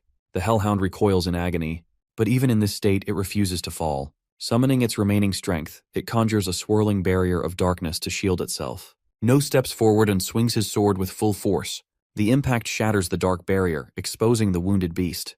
Glaring down at his opponent, No says he had already declared its death. He delivers the finishing blow, cutting down the monstrous creature. As the battle ends, he finally allows himself to collapse. Sitting down, he gazes at the sunset and falls unconscious. Meanwhile, No's friends find themselves face to face with one of the 12 sovereigns, a woman named Shin. She calmly instructs them to close their eyes, warning them that she is about to eliminate the remaining Hellhounds. Her expression turns serious as she unleashes her ability, conjuring two massive tornadoes that spiral through the battlefield with devastating force. In an instant, the remaining monsters are caught in the raging winds, torn apart effortlessly. Once the battle is over, she dispels the tornadoes and releases the barrier that had been protecting the children. Turning to No's friends, she apologizes, admitting that she might have seemed frightening. She hopes they won't start crying, repeating to herself not to panic if they do. To reassure them, she gently tells them there's no need to be afraid anymore. Choi excitedly interrupts, saying it was incredibly cool. Sayona keeps thanking Shin, while Young watches in awe, comparing Shin's strength to No's. Choi, just as thrilled, exclaims that Shin is one of the 12 sovereigns. Shin, however, grows thoughtful. Despite what these children have just gone through, they seem completely fine. She wonders if they have gone mad from fear or if they are just handling everything unnaturally well. Her gaze shifts to Choi, noticing he has taken the most damage. Concerned, she checks him for internal injuries. As she examines them, she senses something unusual. Young's mana feels different, far stronger than the others. Shin rushes forward and embraces Young, asking if she wants to become a player. Before Young can respond, Choi jumps in between them, declaring that he will be the one to become a player. This reminds Shin of the powerful punch Choi had landed on the monster earlier. Smiling, she pulls him along with Minji into a hug, calling them adorable. Shin turns to Siona, acknowledging the telepathic message she had sent earlier. She praises her for doing a great job, explaining that it was only because of Siona's message that she was able to locate them. Hearing this, Siona feels relieved and proud that she was able to help, even in a small way. With the situation settling down, Shin instructs them to head down the mountain. She assures them that a rescue team will be arriving soon. Minji hesitates and asks if Shin won't be coming with them. Shin explains that she still has more people to save but reassures them that she wouldn't leave them alone. Just then, she gestures toward the forest, saying he has arrived just in time. A man steps out from the trees, approaching them. He looks at Shin and complains that she left him behind, saying it was incredibly difficult to make it here alone. This man, named Cheol, is also a member of the Ocean Clan. Without wasting time, Shin tells the children to follow Cheol and head down the mountain. Choi suddenly speaks up, pointing out that their boss still hasn't returned. This confuses Shin and Cheol as they wonder who this boss is. Meanwhile, No remains unconscious, lost in a dream. Memories from his past life resurface. In the vision, he is severely injured, and a girl is healing him. She scolds him, telling him to take better care of himself. If she hadn't been there, he would have died countless times. She points out how recklessly he pushes himself just to stay conscious. Even as she heals him, No makes a face and questions why she's so angry. After all, it's his body. The girl, Yu Jong, glares at him and snaps back, saying that since she's the one always taking care of it, his body might as well belong to her. No sighs and apologizes, asking if she's happy now. But Yu Jong isn't satisfied. She smirks and tells him that if he's really sorry, he should spend time with her over the weekend. No responds asking why, but she cuts him off, telling him to just listen if he does not want to die. Back in the present, No opens his eyes and finds himself in a hospital room. He looks down at himself, realizing there are no visible injuries. As he mutters this to himself, someone outside hears him. The door opens and Shin steps inside. No immediately recognizes her. She tells him he is finally awake and asks if he feels any pain. No says he is completely fine and wonders if she was the one who saved him. Though he speaks playfully, his thoughts are elsewhere. A member of the 12 sovereigns personally checking on him means she must know something. Shin sits beside No and explains that as soon as she found him, she brought him to the hospital. She asks if his name is No, and he confirms it before asking for hers. She introduces herself as Shin and adds that he can call her Nuna, which means older sister. No grows quiet for a moment before asking how long he was unconscious and what happened to his friends. Shin informs him that 6 hours have passed and that his friends are completely safe. She also mentions that she has already contacted his family and they should be arriving soon. Hearing this, No feels relieved that his friends are safe, but his thoughts shift to his parents. He wonders what he is going to say to them. Before he can dwell on it, Shin speaks again, telling him that she has some things to investigate and needs him to answer her questions properly. She asks what he was doing at that place and who was responsible for killing all the monsters. No lets out a small laugh and tells her that he doesn't remember much. He thinks he was just running and somehow ended up in that place. He says someone must have saved him before he lost consciousness. Shin moves in closer and states that with so many monsters killed there, she has a feeling that he was the one who defeated them. She asks what he thinks about that. No immediately denies it, saying there's no way he could have killed so many monsters. But Shin doesn't back down. She reveals that she has already gathered some information on him. Last year, he received the Brave Child Award. No turns away and insists that it was just a coincidence. But Shin presses further, asking if it was also a coincidence that he defeated the Hellhounds this time. No keeps denying it, but then Shin tells him that they have already found his fingerprints on the sword. Hearing this, No falls silent. He realizes that making more excuses won't help. This woman already knows the truth. There's nothing more he can do. After thinking for a moment, No tells her that they should make a deal. Shin questions why she should agree when she has nothing to lose. She asks what she would even gain from this deal. No responds that he will give her highly important information. Hearing this, Shin asks what kind of information he is talking about. But No refuses to reveal it immediately, saying that if he tells her now, it won't be a deal anymore. This information is part of the negotiation. Shin takes a moment to think. She realizes that he has given up on denying that he was the one who killed the hellhounds. Now she is curious about what kind of information this kid can possibly offer. She asks him what exactly he wants in return for this deal. No tells her that he doesn't want anything, he just wants to live a normal life. Seated in her car, she instructs her driver to investigate the heirs of the Dangun group. No had given Shin the information, telling her that she needs to keep an eye on the female heirs of the Dangun group. More importantly, she should observe their relationship with the leader of Ocean Clan, the very guild she is affiliated with.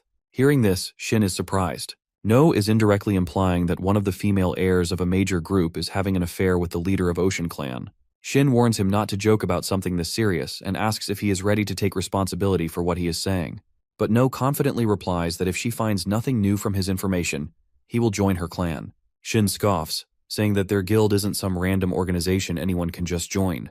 However, No counters by saying that a moment ago she was convinced that he was the one who killed the hellhounds. Shin acknowledges that, no matter how she looks at it, No stands to gain a lot from this deal. But No simply tells her that, in the end, she will be able to confirm her husband's loyalty while also securing a valuable talent. Back in the present, Shin asks the driver to investigate the female heirs of the Dangun group in detail, with a particular focus on any possible connections between them and her husband. Additionally, she orders him to recheck the ranking reports of the monsters that recently appeared in Gangnam District. In the past, No and Shin had already finalized their deal. No provided her with valuable information about her husband, and before she left, he gave her a final warning. He told her not to underestimate the monsters appearing in Gangnam District just because of their ranking. Ignoring them could lead to serious consequences. Before parting ways, he made one last suggestion. She should report that all the monsters from the recent incident were defeated by her alone. With a slight smile, No pointed out that this arrangement would benefit her as well. Meanwhile, it would allow him to continue living as an ordinary elementary school student. Thinking back on their conversation, she mutters to herself that the boy is truly interesting. The news reported that today, a 7th grade monster and 100 hellhounds attacked Mount Bukan. A player had dealt with the 6th grade hellhound and was now investigating the incident. Someone was checking a phone displaying a report stating that 34 victims are identified. The entire internet was flooded with news about the event. A couple of months later, Siona smiles as her friends wish her a happy birthday. No, looking at Minji smiling, teases that kindness doesn't suit her. Young hands Siona some homemade chocolate with a cheerful expression. Choi quickly walks away, grinning and whispering to others that the party will be amazing. No asks if Young's dad has allowed them to do this, while Siona questions what they are whispering about. Choi runs off, insisting she doesn't need to know. Minji, glancing up, mentions that the morning assembly is starting. Siona looks around in confusion. Later in the evening, a large crowd gathers at Young's house to celebrate Siona's birthday. All the kids smile as they wish her. Tears well up in Siona's eyes as she admits she had suspected they were secretly planning something. A cake is brought out for her.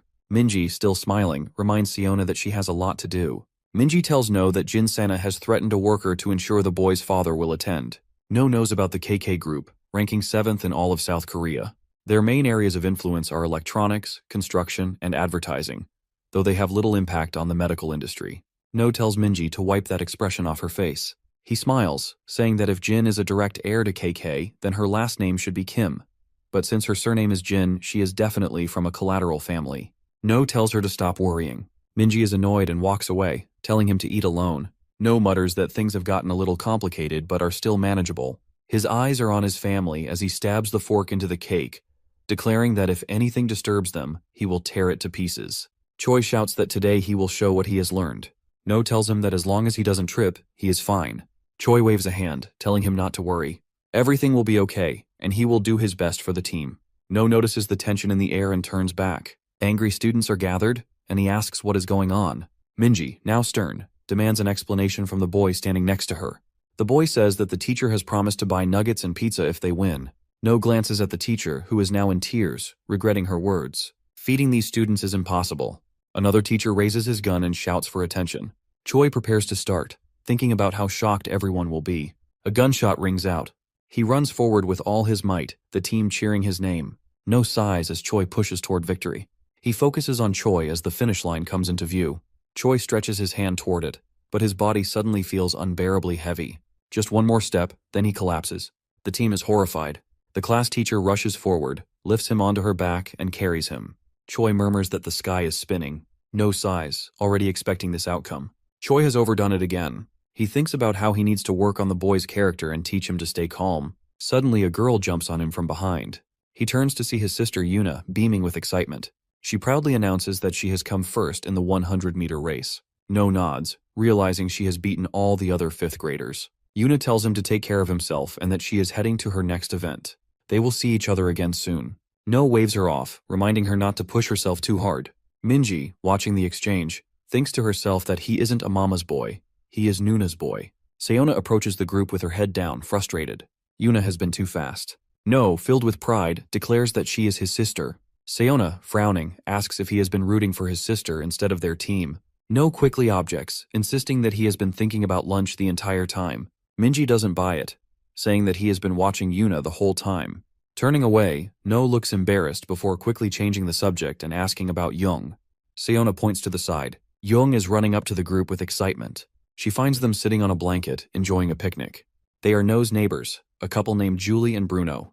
Young asks for their help, grabs the girl's hand, and urges her to run faster. They reach the judge of the competition and start talking quickly. The girls slap their palms together. Young drops down next to No, letting out a breath as she finally gets to rest. No hands her a bottle of water and asks how she got Julie to come. She twists open the bottle and responds saying she is an American. He pauses, surprised as he thought she is Italian. Julie had already told No's mother she could speak English. He wonders if Julie had tricked them. He looks at her surprised. At their first meeting, she had been just a crybaby. Now she seems different, more cunning, more mature. Young watches No closely as he thinks. He leans to the side, glancing at Choi, who is finally starting to come to his senses after the potion. The loudspeakers on the poles call everyone to gather after lunch. No wants Choi to at least be half of what Young has become. No walks over to Young and Siona, joining a group of unfamiliar women. He greets them, handing fruit and snacks from his mother. Lowering his voice, he quietly asks Young who they are. The women laugh. Young explains that her aunt has recently become their regular customer. No walks past a tent with an English flag, feeling like he has seen her before, but not remembering where. At a nearby table, Jin sits with guards. She asks if he is hungry and offers tea. He ignores her and keeps walking, more focused on recalling what was for lunch. Jin rushes after him, pointing as she tells her father she recently mentioned No. The man's expression hardens. He asks if No is the one who bullied his daughter. He introduces himself as the president of KK Pharmaceuticals. No dismisses his company as pathetic. The insult lands hard. Young's face darkens as he raises a hand to strike, but it stops short. No pushes it aside with a single finger, his stance unshaken. Young hesitates, then clenches his fist and swings. Before it lands, a sudden movement cuts in. No's eyes widen as Young recoils, blood trickling from his nose.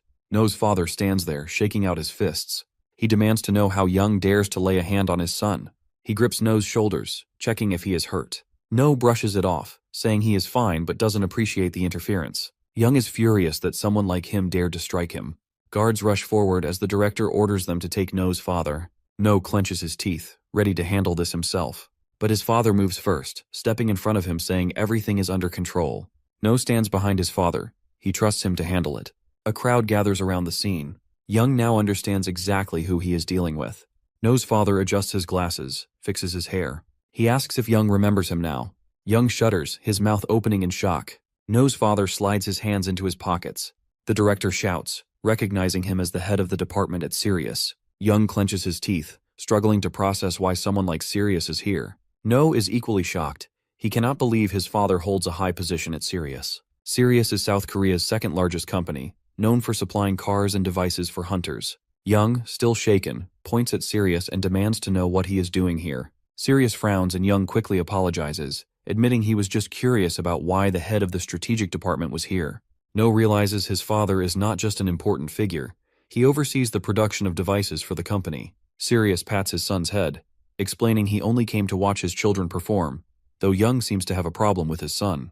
The director's face twists in anger, but there is nothing he can do. Companies like KK are nowhere near the level of Sirius. Sirius is not just a high-ranking official, he is one of the key developers in the field. The director bows, hastily offering sincere apologies, realizing he made a grave mistake by provoking someone of Sirius's status. Young orders his daughter to apologize. Jin, frozen in place, hesitates. Her eyes dart around in confusion, struggling to react. Two boys whisper, wondering what kind of argument this is. It looks like Jin and No were arguing, but in the end, she lost. They laugh, saying she deserves it for always picking on others. Jin lowers her head. The boys warn the others not to look at her, or they might get into trouble too. She wants to apologize, but her voice shakes. Tears well up in her eyes and she runs away. Sirius places a hand on No's shoulder, saying they should leave now. As for hitting him, they can consider themselves even. Young bows to Sirius, who walks away with his son and tells him to take care of himself. No worries about the consequences, but Sirius turns him around, kneels, and tells him not to handle things alone next time. He should come to him instead. Sirius smiles as he tells No he is still too young and that relying on his parents is completely normal. No looks at his father and Sirius takes his hands. No thanks him, promising himself he won't forget this warmth ever again. Elsewhere, on the upper floor of a ruined building, a man in a suit is smoking. He turns to the young man sitting on the couch, asking if it was really necessary to come all the way here to hire him. The client explains he has a big deal, but some people are in his way. He needs help handling them. The young man glances at his phone, then asks about the payment. A suitcase appears in front of him, brought by an employee. Inside there are stacks of cash, 1.5 billion upfront and another if the job is completed. The young man eyes the reward, reaching for the suitcase. A blue whirlwind of mana emerges from his hand. He acknowledges the payment, and in an instant, the money vanishes into a black portal. The employee stares in confusion, not understanding where the money went. He turns to his boss, who can only mutter in disbelief. The boss smirks, flicks away his cigarette, and laughs. Meanwhile, at a department store, Yuna beams with excitement as No follows her. Julie approaches from behind, placing her hands on No's shoulders. He hasn't been to a shopping center in a while, but the exhaustion feels the same. She leans in, mentioning that they had just arrived and hoping he isn't too tired. Bruno apologizes to No, who just asked for something tasty. His gaze shifts to Bruno. Something feels off. This man has no visible mana, and No wonders how an ordinary office worker is able to hide it so perfectly. Blue light flickers in No's eyes as he focuses. Bruno notices the stare and asks what's wrong. No quickly pretends to be looking for his sister and Julie. The mall is crowded. Bruno mentions that the girls said they were heading to the 5th floor before running off. Finding them won't be easy. No sighs, remembering that his sister can now mask her mana as well. Bruno pulls out his phone, reassuring him not to worry. They have a way to track them. No's eyes widen in shock. On the screen, their location is being monitored in real time. Bruno casually tucks the phone into his coat pocket. When No asks if Julie knows, Bruno replies that it's a secret. Bruno clears his throat and suggests they get moving. As they stand, a hooded figure approaches from the opposite direction. Passing by, the stranger grins and mutters, "Let it begin." They walk in different directions, but No glances back. Blue flames flicker around the hooded figure. A tattoo on his arm stands out. He recognizes this man from his past life. No clenches his fists. He remembers that grin. It's No Name. Bruno asks what's wrong. No hesitates, struggling to make sense of it. Something is off. He tells his uncle that something strange is happening. After a moment, he detects 3 individuals nearby with suspicious mana energy.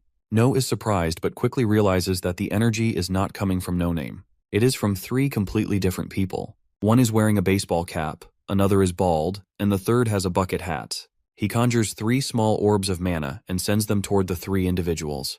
Each one is hit, allowing him to pinpoint their exact locations. He is certain these 3 are experienced hunters. The marked individuals start moving around in confusion. 2 of them seem particularly panicked as they scan their surroundings, trying to figure out who targeted them. The third person, the one wearing the bucket hat, remains completely still. Bruno finds this strange. The other 2 suddenly decide to move in opposite directions. Suspicious of their actions, No follows the bald man. No watches as he weaves through the crowded area, carefully tracking his movements. Suddenly, he reaches into his pocket and discreetly drops a mana stone onto the ground. No immediately understands what is happening. These people are planning to cause chaos inside the mall. Before he can react, mysterious blue lights begin appearing everywhere. The crowd erupts in shock as the eerie glow spreads. People instinctively back away. Then, a massive black portal materializes above them. Confusion ripples through the crowd as they stare in disbelief. Whispers fill the air. Some wonder if this is the Mana Mall distribution they have only heard about in rumors. A piercing scream suddenly comes from somewhere behind No and Bruno. Countless monster hounds pour out from the portal in an overwhelming swarm. The creatures launch an attack, targeting terrified shoppers one by one. Other monsters begin spilling into the mall, flooding every floor. The mall's emergency announcement system blares to life, urging all visitors to evacuate immediately. But before the message can even finish, a monstrous figure lunges forward and silences the announcer in an instant. Meanwhile, No Name remains on his call. The operation is proceeding exactly as planned. Anyone who dares to interfere must be eliminated on the spot. Panic surges through No. This attack on the mall was never supposed to happen. Somehow the future has changed completely. He realizes that everything shifted when the Kraken attacked the city, where he saved his parents. A monstrous hound suddenly charges at him from behind. Bruno reacts instantly. He strikes the creature's head with full force, sending it crashing across the floor. Without wasting a second, he grabs No by the shoulders and forces him to focus. They need to reach Julie and Yuna before it is too late. No regains his composure. Their mission is clear. They must get to Julie and Yuna no matter what. No and Bruno sprint toward the escalator, pushing past the panicked crowd as they fight their way forward. Bruno checks his tracking device. Julie and Yuna are still on the 5th floor. His anxiety grows with every passing second. As they near the top of the escalator, a figure suddenly steps in front of them, blocking their path. The man slowly lifts his head, his gaze locking onto No and Bruno. The man smirks under his bucket hat and casually asks where they are headed. No observes his stance, analyzing his presence. This man is at least rank C or higher. Being stopped now, at such a crucial moment, is the last thing he needs. He wastes no time. Summoning his mana, he forms an energy sphere. But before he can make a move, Bruno acts first. In an instant, his fist crashes into the man's cheek. The impact sends the man sprawling onto the floor. Blood trickles from his face as his hat falls off. No freezes. He never expected Bruno to be this strong. Without any combat gear or enhancement devices, he took the man down in a single blow. His earlier suspicions were right. Bruno is far from ordinary. Bruno steps forward and grabs the man's head. Mana surges through his hand as he prepares to strike again. Before he can land the hit, No swiftly intervenes. No steps up and delivers a brutal kick, right between the legs. The man groans, his body curling in agony. Bruno glares at him, but he brushes it off. Killing him would only complicate things.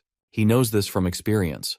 The last time he eliminated No Name without extracting information, the consequences were severe. He will not make that mistake again. No tells Bruno they need to move to the 5th floor immediately. He complies, muttering about how terrifying kids these days are.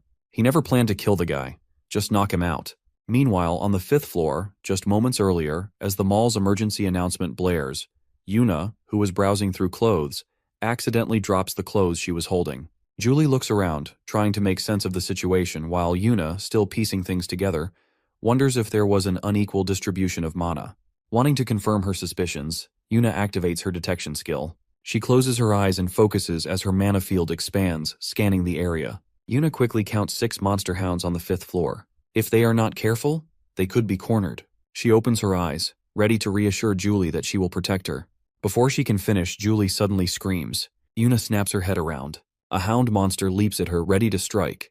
Before Yuna can react, Julie grabs her hand and yanks her to the side. She snatches a clothing hanger from a nearby rack and channels mana into it. Julie tightens her grip, reinforcing the hanger with even more mana.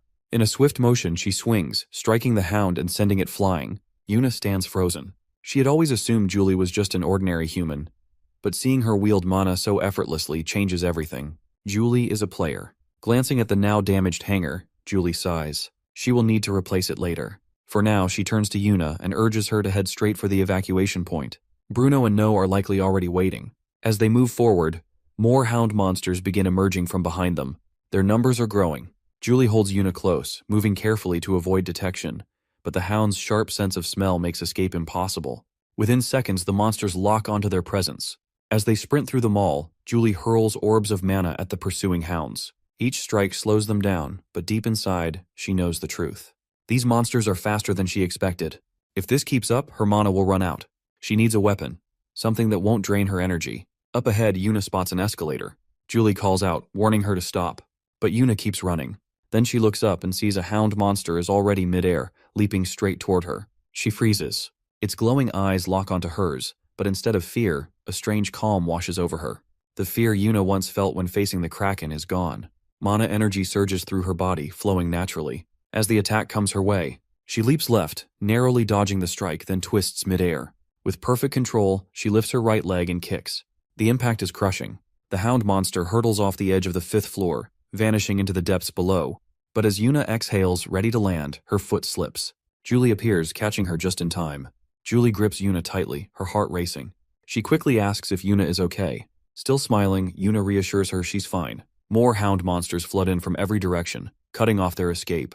Julie scans the area and spots the escalator. She quickly turns to Yuna and asks if she can make it. Yuna nods. Mana energy pulses through their bodies as they push off the ground. In one swift motion, they leap and their feet land safely on the escalator. Julie doesn't stop. She tells Yuna to get down quickly. 2 hound monsters stand on the upper floor, furious that their prey has slipped away. Julie clenches her fists. Without proper combat gear or a weapon, fighting here will be difficult. She needs something solid to use. As they near the bottom of the escalator, a hound monster suddenly leaps from above, aiming straight for Julie. She grabs a mannequin torso from the side and swings it with full force. The impact is brutal. The monster is sent flying, crashing off the escalator and out of sight. She doesn't stop. 2 more hounds charge at her. Holding the mannequin like a weapon, she swings again, knocking both creatures away in one swift motion. Yuna watches, amazed by Julie's skill.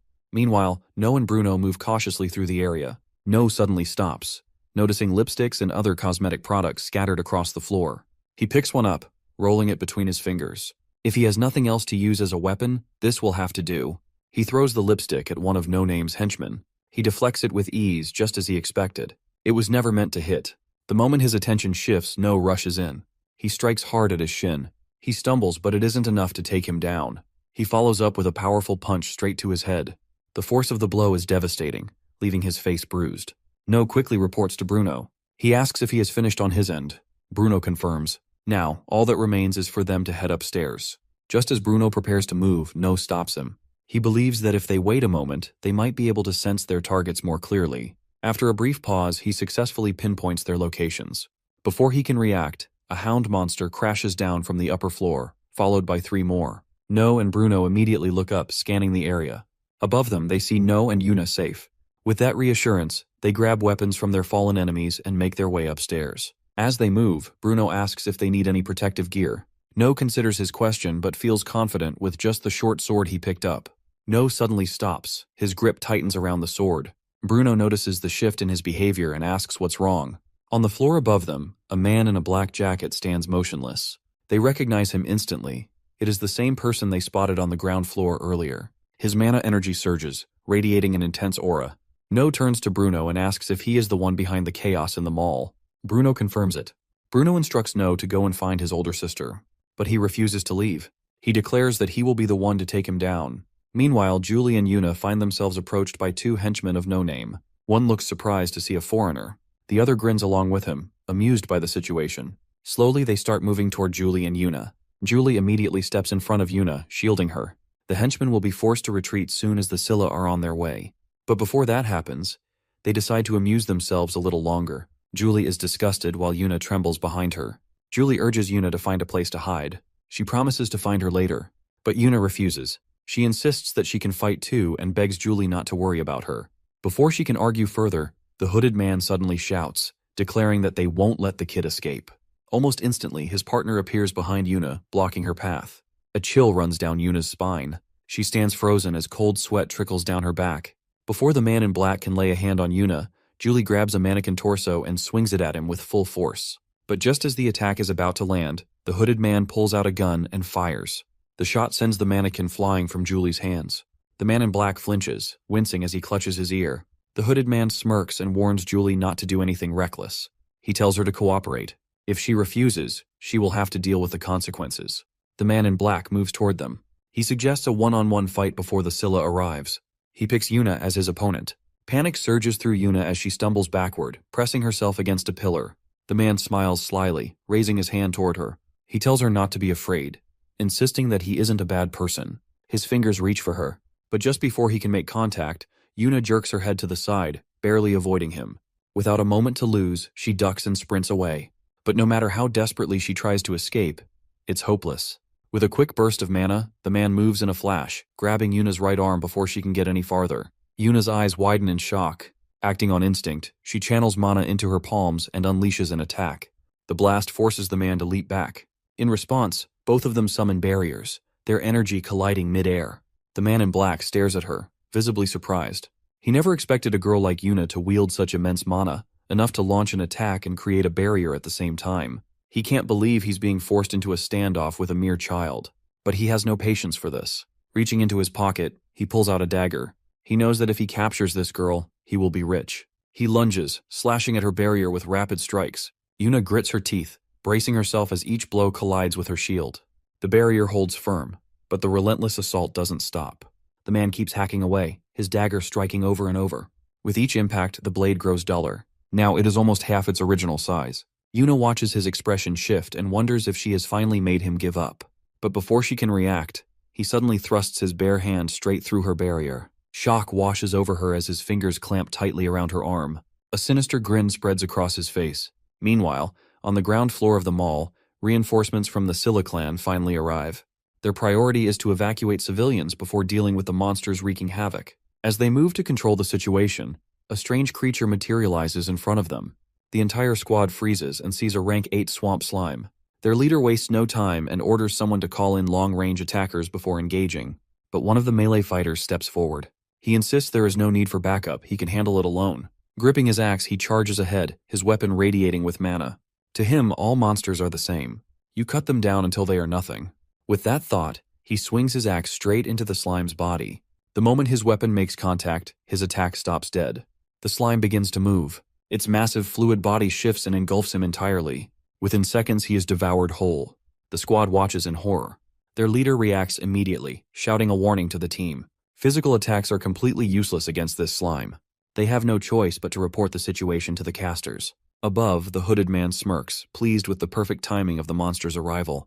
Thanks to the chaos below, he and his ally have plenty of time to deal with the two girls. He turns and orders Julie to finish this quickly. Julie remains silent. Leaning against a pillar, she steals a quick glance at him. Not far from where she stands, Yuna's panicked screams echo through the air. She still cannot understand how the man in the black shirt managed to break through her barrier. The man answers casually. If he could not even do that, he would not be worthy of being called a player. Before he can say anything else, a burst of fire erupts from behind him. He summons a barrier just in time, shielding himself from the incoming flames. Julie stands with one arm raised, fingers forming the shape of a gun, mana-infused fire still flickering at her fingertips. She fires again, shouting for Yuna to run. Realizing he cannot fight both of them at once, the man shifts his focus, blocking Julie's attacks, which gives Yuna a chance to escape. The hooded man turns toward Julie, clapping his hands in amusement. He did not expect her to be capable of such an attack. Julie, with nowhere to run, lunges backward and unleashes another fire strike, but the hooded man sees it coming. He raises a barrier in an instant, rendering her flames useless. Amused, he calls her a beautiful little doll and tells her to stop wasting energy. Fighting is pointless when they could be doing something far more interesting. Yuna keeps running, leaving Julie alone to deal with him. Hearing his words fills her with rage. She kicks off her heels, rips away the fabric restricting her leg, and glares at him. She refuses to be treated like some doll. She channels her fire again, determined to burn him down, but he acts unimpressed. Her attacks are too predictable. Before he can finish, his eyes widen, and he reacts instantly, summoning a barrier in front of him. But the moment it forms, it shatters. He brushes off the embers clinging to his shoulder, watching her closely. That surge of power, that sudden leap in strength can only mean one thing. She has an amplification gift. The man in the black continues his pursuit as Yuna sprints through the mall. Panting, he follows her into a toy store.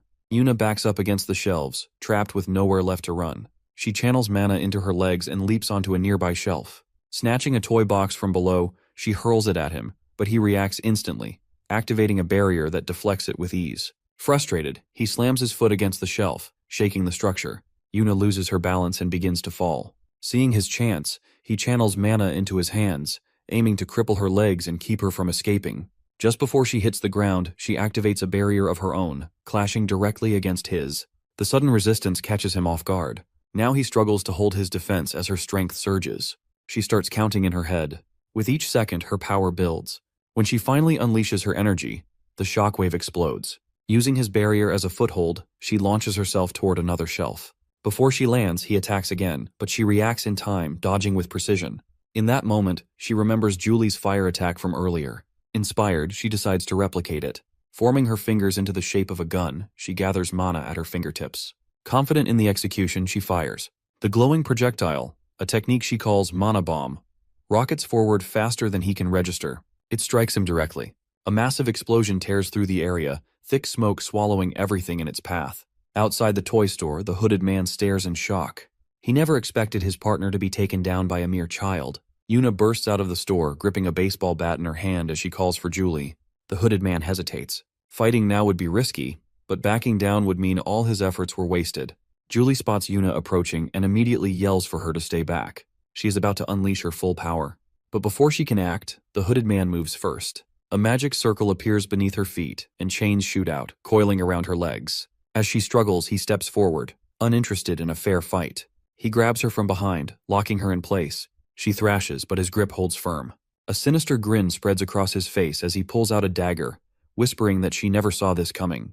Yuna watches in horror as she realizes Julie is trapped. She moves to step forward, but the hooded man tightens his hold and presses the blade closer, making it clear that if she takes another step, Julie could be seriously hurt. Rage boils inside Yuna, and she almost screams. But before she can react, the man in the black shirt reappears and drives her head into the floor. Yuna stares in shock. That explosion should have killed him, yet he stands there unharmed. The man smirks, as if reading her thoughts, and tells her a mere child could never kill a real player. Pinned to the ground, Yuna is helpless, unable to reach Julie. She watches as Julie calls her name. Just as everything seems lost, a sudden surge of energy erupts from within Yuna. Mana flares uncontrollably, crackling through the air in violent bursts. The black shirt man stumbles back. He never expected this much power from a child. If it continues, she could end up blowing apart the entire area. Still standing, Yuna screams for Julie. At the same time, Julie fights against the hooded man's grip, calling back to her. Frustrated, he warns her to stop struggling, but she refuses. Annoyed, he drives the hilt of his dagger into her stomach. The impact knocks the air from her lungs, and she collapses, unconscious. The hooded man orders his partner to handle Yuna while he takes Julie. The black shirt man sneers, asking if she has a death wish. Without waiting for an answer, he swings, his fist crashing into the side of her head. The impact shatters her barrier completely. Mana disperses and her vision blurs. She struggles to hold on, but darkness swallows her whole. In her unconscious state, Yuna drifts through a familiar void. Memories surface of a past encounter in this same space. A deep, unfamiliar voice had once spoken to her, offering power. She remembers No's warning never to listen to that voice. It was too dangerous. Nothing had happened back then, but if the situation were different next time, no one could predict the outcome. No had promised to help her grow stronger the right way. He had urged Yuna to live a normal life, to never entertain that voice again. As a sign of their pact, Yuna had linked her pinky with No's, sealing their promise. But waking up now, coughing up blood, all she feels is regret. She whispers an apology to No in her heart. This time, she has no choice. She has something she must protect. Her friends, her family, they deserve peace. And if breaking that promise is the only way to ensure it, then so be it. Her hands tremble, but her gaze hardens as she locks eyes with the black shirt man. The man smirks, watching her struggle to stand. He swings, aiming to finish her for good. But before his fist can land, a powerful strike from behind sends him flying. Bruno's punch sends the man in the black shirt tumbling across the floor. Yuna exhales in relief. Bruno, noticing her weakened state, removes his coat and drapes it over her shoulders. He commends her for fighting bravely and reassures her that she can leave the rest to him. Standing like a giant bear, Bruno's overwhelming presence fills the hooded man with fear. In a single step, he closes the distance. Before his opponent can react, Bruno grabs his head and slams it into the ground while lifting Julie's unconscious body into his other arm. The impact shatters the floor beneath them. Nearby, the dagger belonging to the hooded man rolls toward the black shirt guy. He hesitates before picking it up, his eyes flicking to Bruno's trembling hand as he holds Julie. Deep gashes cover her body. The man in black forces himself to move, gripping the dagger as he charges. He lunges forward, shouting for Bruno to die. But Bruno doesn't flinch. His fist swings in a devastating arc, slamming into the man's face and sending him crashing away. Bruno's fury reaches its peak. His voice drips with righteous wrath as he vows to make them pay for what they did to Julie and Yuna. Mana surges through his entire body as he steps forward. The man in black, sprawled on the ground, begs for mercy. But Bruno, consumed by rage, tells him to settle his business in hell. He gathers all his remaining mana into his hand and ends it in a single final blow. A few days earlier, before the attack on the mall, deep within a remote forest, two men argue inside an old shack. One of them, a subordinate, protests against the excessive orders given by a man known as No Name. This group was responsible for forcing Kim Kyung, the Vice Lord, to resign. Frustrated, the subordinate brandishes his spear, vowing to kill No Name and deal with Gil Seong-jun as well. He lunges, unleashing a rapid flurry of strikes. But something is off. No matter how many times he attacks, his target remains untouched. Before he can react, a blade pierces his stomach from behind. Panic sets in as he realizes the truth. No Name's gift is disorder, which distorts perception itself, making it nearly impossible to land a hit. No Name watches calmly as his strength fades, muttering that he talks too much. With a sword in one hand and a rope in the other, No Name wraps the rope around the struggling man's neck and hoists him onto a high beam. As his victim kicks desperately, gasping for air, he tells him he will personally take care of the man's family, especially his wife, and treat her very well. He chuckles darkly as the struggling slows, the legs twitching before going completely still. No Name thanks him for all the hard work, then walks away. A few days later, local authorities discover the subordinate's corpse. Inside the abandoned cabin of Vice Lord Kim Kyung, they find a suicide note, leading them to believe he took an extreme way out. At the mall's logistics warehouse, 6 figures stand waiting. No Name arrives, his sharp gaze sweeping across the room as he asks if anyone else is coming. A young man with a bowl-cut hairstyle steps forward, reporting that Shinhwa clan members have already arrived. Their men who were stationed there earlier have lost contact. Given the situation, they decide to retreat immediately. But before they can leave, the young man with the bowl cut suddenly asks No Name about the child standing behind him. No Name, confused, turns around to see who he is referring to. Adjusting his glasses, he is shocked. No stands behind him and finally speaks, stating that he is glad No Name has noticed his presence. No Name, completely bewildered, questions in his mind who this child really is and how long he has been standing there. Even the bowl-cut-haired subordinate never expected his captain to fail to recognize the child. Assuming it might just be a lost kid, the young man asks No Name why he looks so tense. Since No Name remains silent, the bowl-cut-haired subordinate decides there is only one course of action. He will kill the child with a single slash. He warns No that children should never follow strangers recklessly, as something terrifying might happen. As he prepares to strike, No calmly places his left hand into his pocket, channeling mana into something he holds. The moment the young man swings his sword, No swiftly pulls out a dagger. With a single slash, he cuts through the subordinate's neck, killing him instantly. Blood splatters across the ground. The 5 remaining individuals freeze, their eyes locked on No in shock. Having effortlessly taken down the subordinate, No looks down at the corpse with a blank expression, realizing he shouldn't have killed him so quickly. No Name, who had been standing close, immediately jumps back and commands the remaining 5 to stay on guard. Realizing that the child before them is no ordinary kid, they quickly draw their weapons. No notices their reluctance and smirks. Mocking them, he wonders if they are truly scared of a simple dagger held by a little boy with barely any combat experience. Tilting his head with a playful grin, he calls them a bunch of cowardly chicken. His taunts strike a nerve. 4 of them, now blinded by rage, charge at once. This is exactly what No wanted. Grinning wider, he activates his skill, Heavenly Steps. In an instant, he slashes through all 4 in a single motion. They drop dead before they even realize what happened. Now only No Name remains. No's playful expression fades as he points his dagger at No Name. He asks why No Name is just standing there. If he refuses to move, then he will come to him instead. No Name struggles to process what just happened. A mere child had cut down 4 advanced players in seconds. Attacking recklessly is no longer an option. He quickly channels purple mana throughout his body and dashes at full speed toward No. No watches his movements with a bored expression. The moment No Name swings his blade, No dodges with ease. Lifting his leg, he channels mana into it and delivers a powerful kick to No Name's left arm. The impact sends him staggering back. No observes him with disinterest. Compared to the opponents he will face in the future, No Name's strength is meaningless. Then, without mercy, he states the truth. No one knows No Name because he is insignificant. Hearing this, No Name is consumed by rage. Mana surges wildly around him as he unleashes a relentless barrage of attacks. No is bombarded with slashes from No Name, yet not a single strike manages to touch him. No Name begins to wonder how this kid is dodging every attack so effortlessly. No, still evading with ease, calmly states that he has already experienced this. No Name's special gift proves completely useless against him. No counters. A swift kick to No Name's leg sends him stumbling. He leaps forward and unleashes a flurry of slashes. As his blade cuts through the air, he tells No Name to calm down, assuring him that he has no intention of killing him. No raises his blade above him, and soon the entire room is drenched in blood. After wiping out the last of the enemies, No and Shin step outside the mall. Around them, officers are busy cleaning up, removing bodies of both the terrorists and the innocent victims. Shin stares at the devastation, struggling to believe that the terrorists managed to cause this much havoc. No, hearing this, asks if she was able to capture them. Instead of answering, Shin looks straight at him and states that he now owes her a huge favor. No acknowledges this, promising to repay his debt in the future. He asks Shin to take care of No Name. Shin agrees and begins walking toward No Name. But as Shin approaches, No suddenly hesitates. Something has been bothering him for a long time, and this is his chance to find out the truth. He stops Shin and tells her to wait before reaching for No Name's sunglasses, determined to finally see his face. No Name immediately panics and pleads for him to stop, but No ignores him and pulls off the glasses. The moment his face is revealed, both No and Shin recoil in horror. No struggles to look at it for more than a moment. Shin, standing behind him, looks even worse, barely holding back the urge to vomit. They quickly realize they can't keep staring.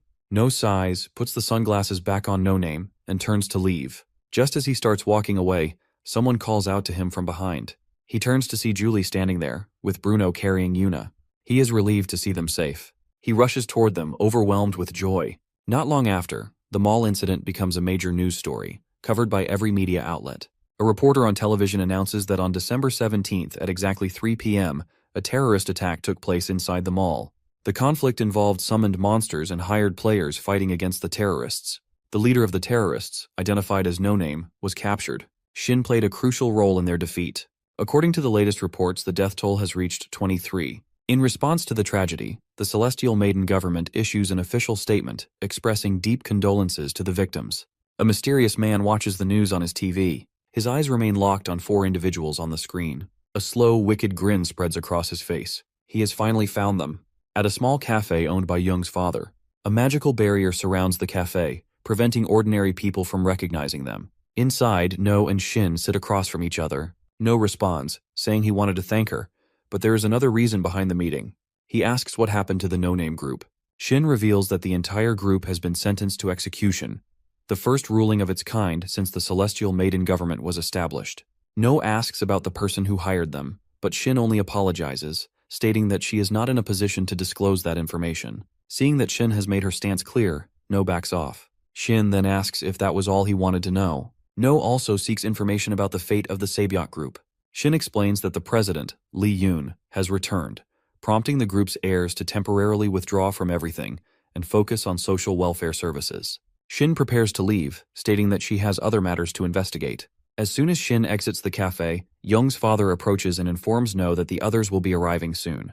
He then asks if she still plans to wait here. No thanks him and decides to stay. In the past, the group's succession war had erupted among 3 sons, with the eldest emerging victorious. Now everything is different. No realizes the extent of the changes he has caused, saving his family from the Kraken attack, preventing the deaths of the kindergarten children, reducing casualties in the mountain incident, stopping the terrorist attack at the mall, and even preventing the succession war within the group. The future is no longer set in stone. For the first time, he feels free from the fate that once led to the deaths of her comrades, including Paring and Lee Jong. By evening, No is at home, having dinner with her family. Taking a deep breath, Yuna announces that she wants to become a player. The moment she speaks, No chokes on his food. The entire family turns to her in shock. A chill runs down his spine as he realizes that this is another unexpected change in the timeline. Naturally, No rejects the idea outright. He slams a hand on the table, as he tells Yuna that becoming a player is nothing but a reckless decision. It is not meant for her, but Yuna refuses to back down. She argues that No will never understand unless he lets her try. No clenches his fists. He cannot deny Yuna's potential, but he never trained her to become a player. He only taught her to control mana. He wanted her to live a long, healthy life, far removed from the dangers of that world. Yuna refuses to back down, insisting that this is what she wants. Their parents sit in silence. Frustrated, No demands to know why Yuna is so eager to abandon her normal life. The life of a player is not glamorous or respected. It is filled with blood, sweat, and suffering. But even after hearing all of this, Yuna stands firm. No matter how difficult it is, she wants to save people. She does not want to spend her life being protected, watching helplessly from the sidelines while others fight. Their argument drags on until their mother finally intervenes. With a sigh, she tells Yuna that if this is truly what she wants, she is free to pursue it. No snaps, shouting in frustration. The outburst startles their younger sibling, who bursts into tears. Their mother immediately scolds No for raising his voice and comforts Yunai. With tearful eyes, the little one looks up at No and mutters that she hates him. No turns to his parents again, demanding to know if they truly have no issue with Yuna becoming a player. Their mother explains that while they do not fully understand how dangerous a player's life is, they will still support Yuna if this is what she truly desires. Their father agrees, believing in Yuna's capability and trusting her to make the right decisions. Hearing their approval, Yuna gets up and embraces them both, thanking them for believing in her. No watches in silence. If their parents have already decided, he no longer has the right to oppose it. The meeting room is now crowded with people. The president calls on Seo-jong to present the gathered facts. Seo-jong begins by explaining the terrorist attack that took place in the mall, clarifying that the assault was not just an external attack, but an internal conflict within the Sabyok group itself. He then outlines the group's hierarchy as they currently understand it. The power struggle revolves around the 3 sons of the chairman Lee Yoon. The youngest has the weakest support, while the real competition is between the eldest and the second son. The eldest, Lee Byung, is known for his ruthless nature. Many doubt his legitimacy as heir, believing that simply being the firstborn is not enough to make him a worthy successor. The second son, Lee Jong, is completely different. Well-mannered and highly skilled in management, he is seen as a more capable leader. Based on this, they speculate that the terrorist attack may have been linked to Li Byong, who ordered the attack on a business managed by Li Zhong. The elder asks if the chairman is aware of such details. They agree, saying that the chairman reappeared from exile and returned to management immediately after the attack. Seojong continues, pointing out that Li Byong's financial power did not just fund mercenary players from no name. He likely hired the Ocean Clan. The mention of their name sends a wave of shock through the room. Records confirm that 92 hounds were captured during the Bukhan incident. Although 70% of the magic stones extracted from these monsters were secured, the remaining 30% circulated into the market. The investigation has revealed that these same magic stones were used by the terrorists in the recent mall attack. Seojong's explanation leads the leader to consider the possibility that the terrorists deliberately waited for the market price of magic stones to rise before executing their plan. Seojong responds that level 7 magic stones are neither refined nor filtered, making them easily accessible. The leader then questions whether the Ocean Clan could have been the ones to purchase and weaponize the leaked magic stones. Seojong states that their clan has thoroughly investigated the market circulation of these stones. If the Ocean Clan obtained them, it was likely through a secondary source, meaning their information might still be incomplete. A deep silence fills the room before the leader speaks again. Earlier this year, in April, Shin discovered that her husband, Gil Seong-jun, was having an affair with an heir from the Dangun group.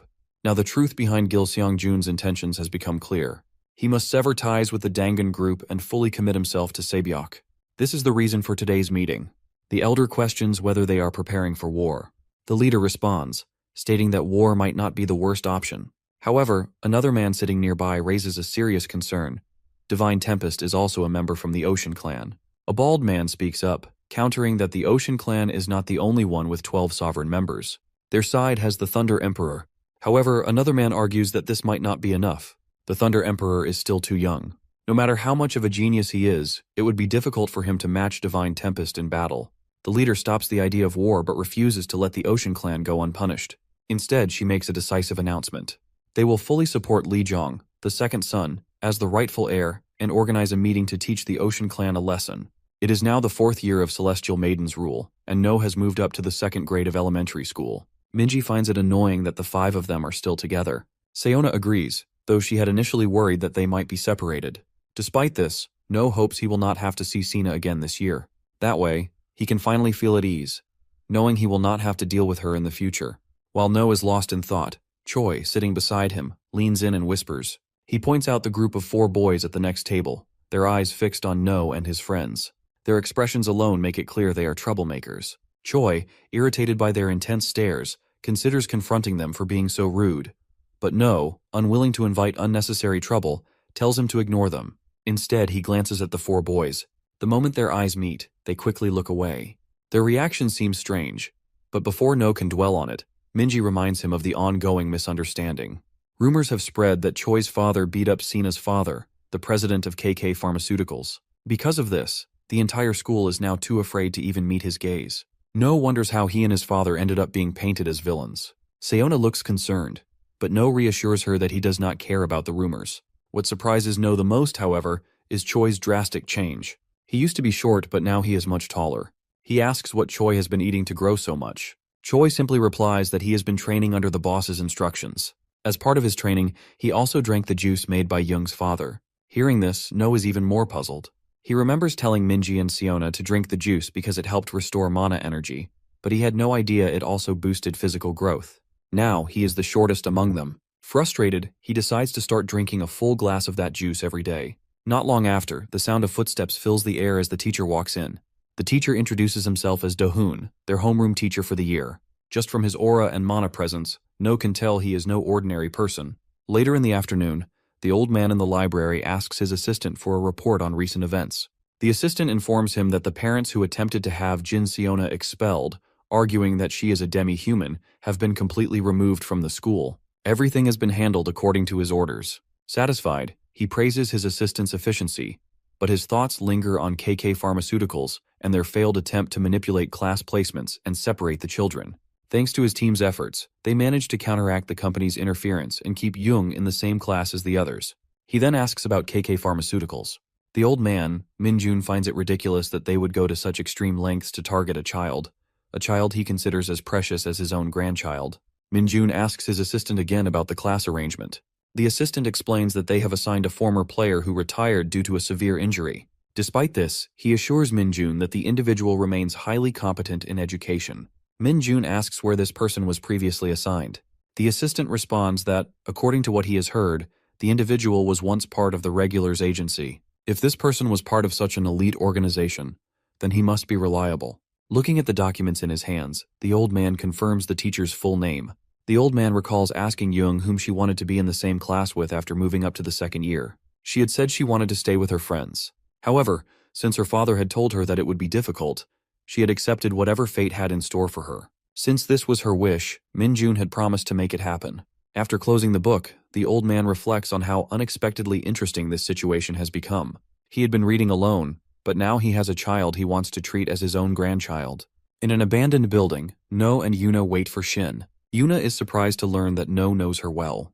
Hesitantly, she explains that they became close after meeting at the cafe. A gentle breeze begins to blow, signaling Shin's arrival.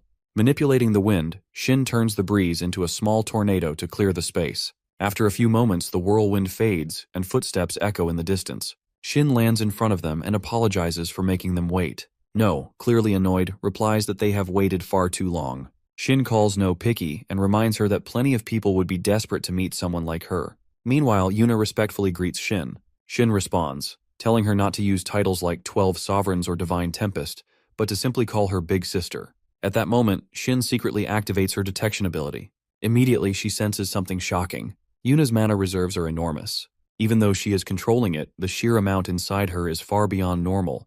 Shin realizes that once others discover Yuna's potential, they will rush to claim her as their own, including herself. No asks Shin to hand over the item he requested earlier. Shin nods, confirming that she brought it. Among the items she has brought are a storage device and a mana stone. Inspecting the mana stone carefully, No finds them in perfect condition. Turning to Yuna, No asks if she is truly ready to become a player. Yuna responds with complete confidence. Seeing no objections, No finally stops resisting her decision. No retrieves a longsword from the storage device provided by Shin, but before she can use it, No states that she must first pass a test. Yuna accepts without hesitation. No warns her to be careful while handling the device, and Yuna assures that she understands completely. Watching the exchange, Shin smiles at how much No cares for his older sister. No channels mana into one of the stones, ensuring it is fully charged before throwing it far away. The stone begins to emit a blue glow, illuminating everything around them. Black smoke rises from the glowing stone, and from the darkness, a small monster emerges. It lets out a sharp cry, its long ears twitching as its pink skin glows faintly. Despite its intimidating entrance, the small creature looks almost adorable. This monster is classified as an 8th-class beast, known as Porori. Yuna, still trembling, stares at it in confusion. It looks too cute to be a real monster. No confirms that it is indeed a monster called Porori.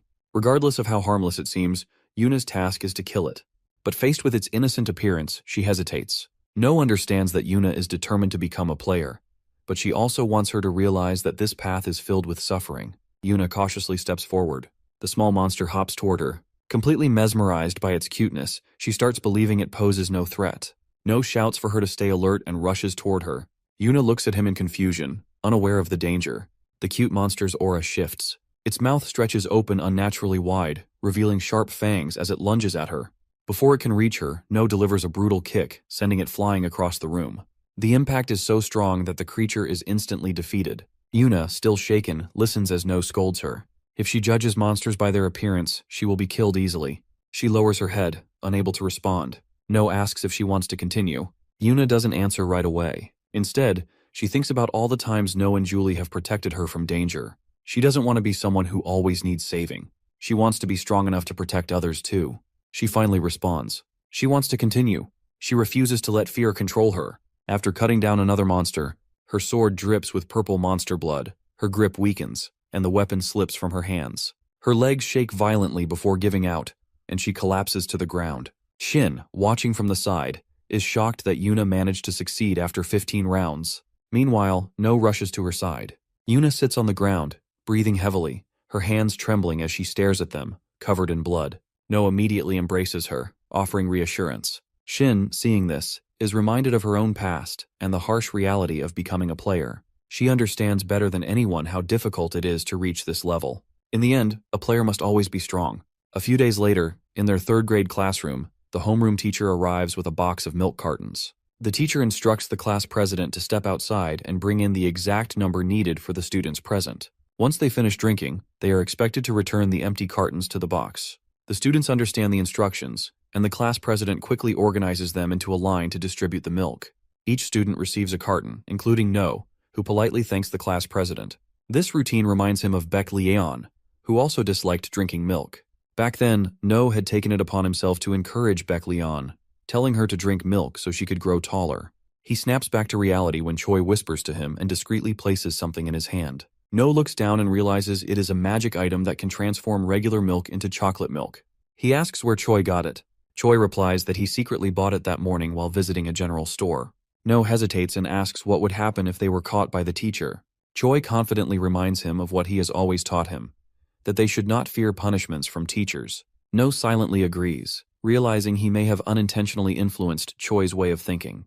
Since they have already decided to break the rules, he takes the item from Choi and prepares to mix it into their milk. Choi grins and praises him.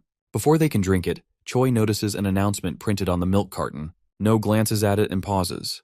The message is a request asking children to pray for the safety of their compatriots suffering in Italy. This reminds No that this must be the year when people in Italy were experiencing severe hardships. Later, during recess, No walks alone toward Yuna's classroom. As he climbs the stairs, his thoughts drift back to yesterday's events. He still feels guilty for making Yuna cry. He hopes Yuna doesn't get depressed. As he turns a corner in the hallway, he collides with someone. A senior with yellow hair, who had been messing around with his friends, glares at him.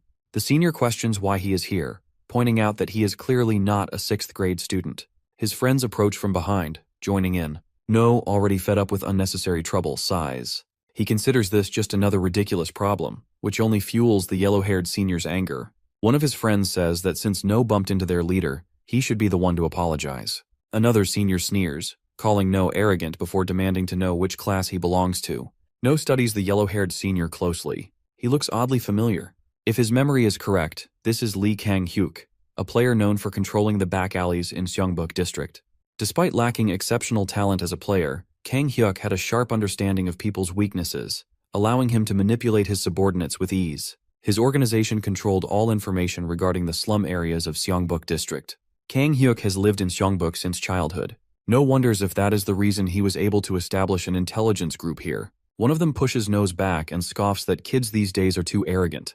The senior with yellow hair grabs No by the collar and lifts him slightly. A crowd gathers, watching the scene. Many cheer for Kang-hyuk, urging him to put the arrogant kid in his place. No, unsure how to deal with these so-called strong seniors, briefly considers threatening them. At that moment, a powerful surge of blue mana rises from behind him. Just as the senior pulls back his fist to swing, the blue energy condenses into a massive snapping force, ready to send him flying. Before No's attack can land, a familiar voice calls out from a distance. No immediately recognizes Yuna, rushes toward them and stops Kang-hyuk in his tracks. She commands him to stop. Flustered, Kang-hyuk tries to explain. No, on the other hand, feels a sudden surge of anger. This guy dares to like his older sister. The thought alone is infuriating, and for a moment, he even considers killing Kang-hyuk on the spot. The two seniors behind No step forward, claiming that No had rudely bumped into Kang-hyuk earlier without apologizing, and that they were simply teaching him a lesson for his arrogance. She questions why they think they have the right to discipline her younger brother. The word younger brother makes Kang-hyuk freeze. Yuna steps forward and fixes No's disheveled collar. She had expected something like this to happen and is clearly frustrated. Under their intense stare, Kang-hyuk awkwardly scratches the back of his head, lets out a nervous chuckle, and apologizes. He tries to justify their actions, saying they were not thinking straight today, and promises it will not happen again. Repeatedly, he apologizes and asks if No is hurt. Hearing him act concerned only makes Yuna more irritated. She grabs No's hand and walks away. As they leave, Kang shouts after them, wishing Yuna a good day. Kang also tells No that if anyone dares to bother him, he will personally take care of them. His words make No even more annoyed. Once they have walked far enough, No suddenly asks if Yuna likes that guy. Yuna is confused by how he refers to Kang as he is actually older than him. But No seems serious as he asks again if Yuna really likes him. Yuna does not respond and simply walks ahead in silence. Then Yuna abruptly turns, faces No and smiles. She tells him that the person she likes the most is No, so he does not have to worry about her being taken away by another guy. Saying this, she offers to walk him back to class. A few days earlier, No's grandmother walks through the heavy rain, a bag of fresh vegetables in her hands. She just returned from the market, but as she makes her way home alone, She thinks it has been a long time since No and Yuna visited. She was overjoyed to see how much they had grown, and even little Yunai is already 3 years old. As she continues walking, she passes a narrow alley. From inside, the faint sound of coughing reaches her ears. She stops, hesitating for a moment, unsure if she misheard. Then she hears it again, clearer this time. Turning her head toward the alley, she sees a dumpster at the source of the sound. Cautiously, she steps forward and lifts the lid. Inside, she finds a child, a demi-human with blue hair and animal-like ears. The sight shocks her. The lid slips from her hands as she realizes this boy has been abandoned here. She kneels beside him and gently reaches out. But the moment she touches his skin, she flinches, realizing he is freezing. Feeling the touch of a human, the young demi-human remembers the cruel words of the men who captured him. They had planned to sell him off, and if no one bought him, they would use him as a punching bag. When he was no longer useful, they dumped him like garbage. Terrified, he instinctively slaps the grandmother's hand away and tries to crawl out of the dumpster, desperate to escape. But in his weakened state, he stumbles and collapses onto the ground. Seeing him struggle, the grandmother grows even more worried. She takes a step toward him, but he spits out hateful words, telling her to stay away. Instead of being angered, she only becomes more concerned. She takes a step closer. The boy, overwhelmed with fear, covers his head with both hands, expecting a beating. But after a moment, he realizes the rain is no longer falling on him. Slowly, he opens his eyes and sees the old woman holding out her umbrella to shield him. With a hesitant voice, she offers to take him home. In the present, No and the family visit their grandmother's house. She is already waiting at the front door, delighted to see how much they have grown. Their mother, standing beside them, sighs and mutters her jealousy, amused that No still acts so childishly around the old woman despite behaving much more maturely at home. It makes her feel a bit left out. No, hearing this, forces a nervous laugh and pretends to be surprised. Grandma chuckles and tells her daughter that she is acting like a kid. Grandma then turns to their father, teasing that it must be exhausting to live with her daughter. Meanwhile, Yunai clings tightly to her mother. Sensing this, Grandma kneels down and gently greets her, reminding her that they met last year. Yunai doesn't seem to remember at first, but slowly starts recognizing her face. Grandma with a warm smile asks how old she is now. Yunai lets go of her mother, runs over to Grandma and holds up 3 fingers. Beaming with pride, she announces that she is now 3 years old. Grandma's eyes light up with joy. Yunai giggles, thrilled to receive such praise. Watching their interaction, No smiles to himself. Grandma invites them inside, offering to order their favorite fried chicken.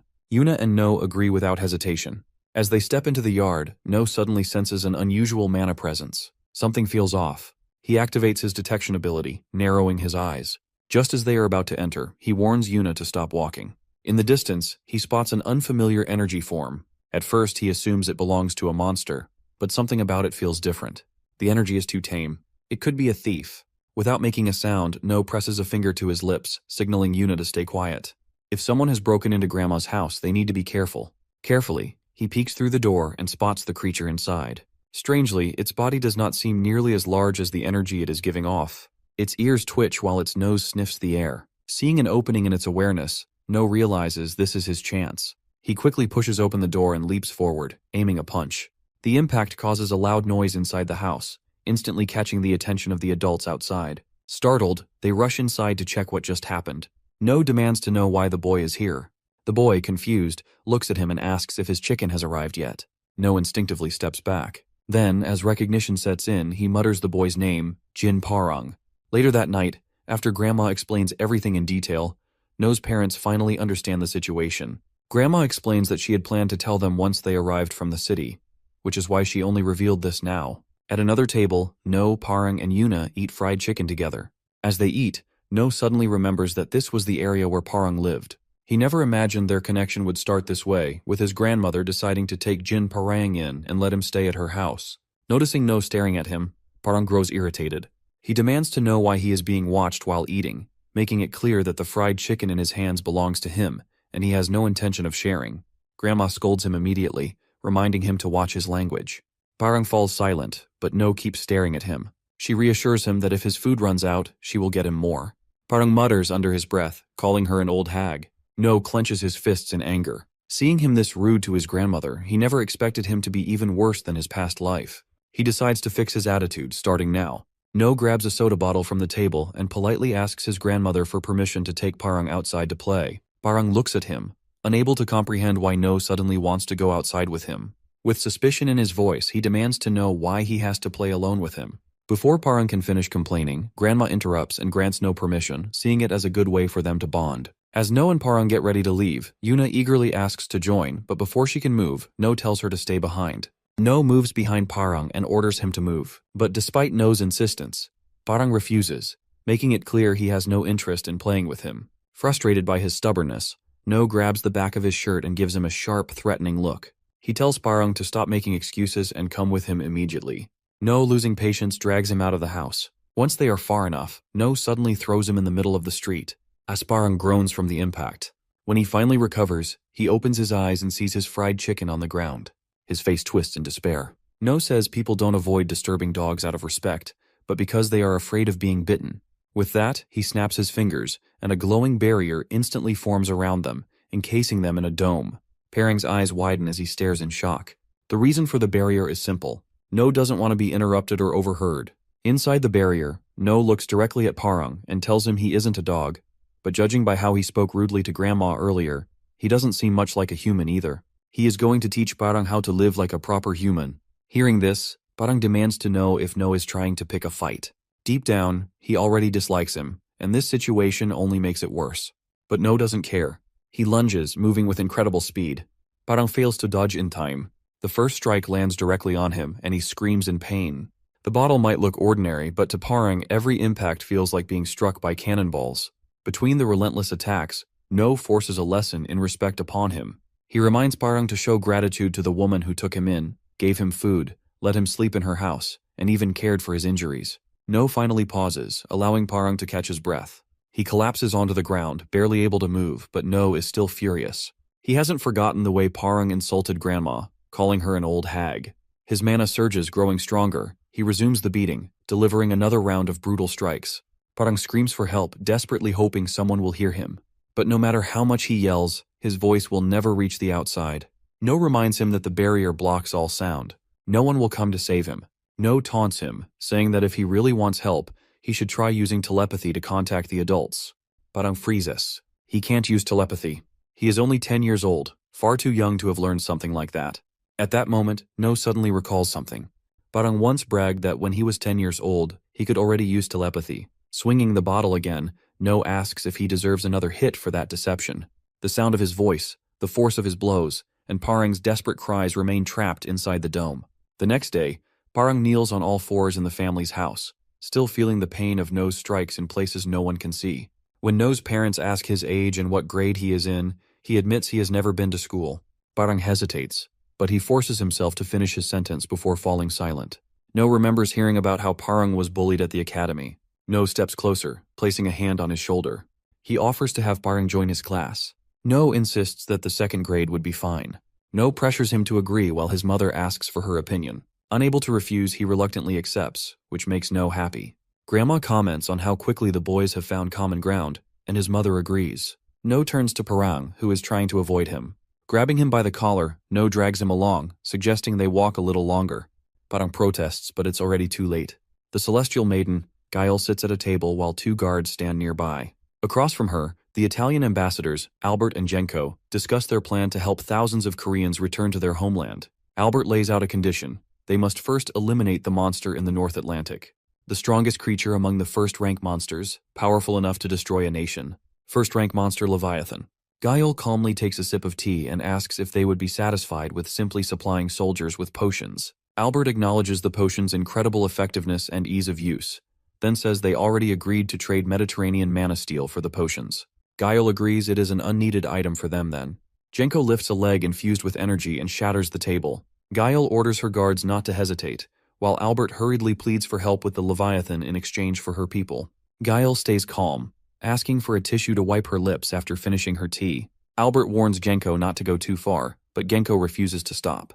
He claims his words must be true since Gael has not denied them. He then insults Koreans, saying all they care about is kimchi. One of Gael's guards clenches his fists in anger, but she remains unbothered. Then, a heavy pressure fills the room. With just one sentence, Gael forces both ambassadors to their knees. Genko collapses, while Albert grips the table to stay upright. She agrees to Albert's conditions, promising to help retrieve the Koreans trapped in Italy. In return, she pledges full support, sending the Divine Spear, Namgung, and 2 other elite players to assist. After making her decision, Gael snaps her fingers, lifting the heavy pressure from the room. Both men, drenched in cold sweat, sit frozen in shock. Albert slams his palm on the table, accusing her of going too far, but she calmly responds that if they have complaints, they are free to voice them. She warns that she will report their behavior to the International Mana Administration, making it clear that South Korea will not tolerate disrespect. Genko, unable to hold back his anger, pulls out his device and summons a long sword, shouting that he will kill every South Korean representative. Albert tries to stop him, but before they can act, a wave of freezing mana explodes in front of them. Genko's right leg is instantly trapped in ice, pinning him to the ground. Fear takes over as his instincts warn him that any movement will mean death. The source of this power stands before them. Seeing Genko frozen in fear, Gayul remarks that at least he is not completely foolish. She ends the meeting and orders them to leave. As the doors close behind them, Genko is left seething, powerless to do anything. Inside the Blue House, the maiden's personal guard advises her to be cautious. He reminds her that she is no longer just a famous actress but the celestial maiden of Korea and must act accordingly. She looks at her guard, Park Sang-jin, and asks if he speaks as her bodyguard or as her former manager. Sang-jin stays silent. Another guard snickers, mocking him for not understanding women. The goddess turns to the blonde-haired guard, Lee Jung-hyun, and warns him against mocking his colleague, especially since he failed to submit an important report on time. She demands it immediately. Jung-hyun quickly apologizes and hands it over. He reports that the Italians sent a Maserati Gran Turismo as a gift.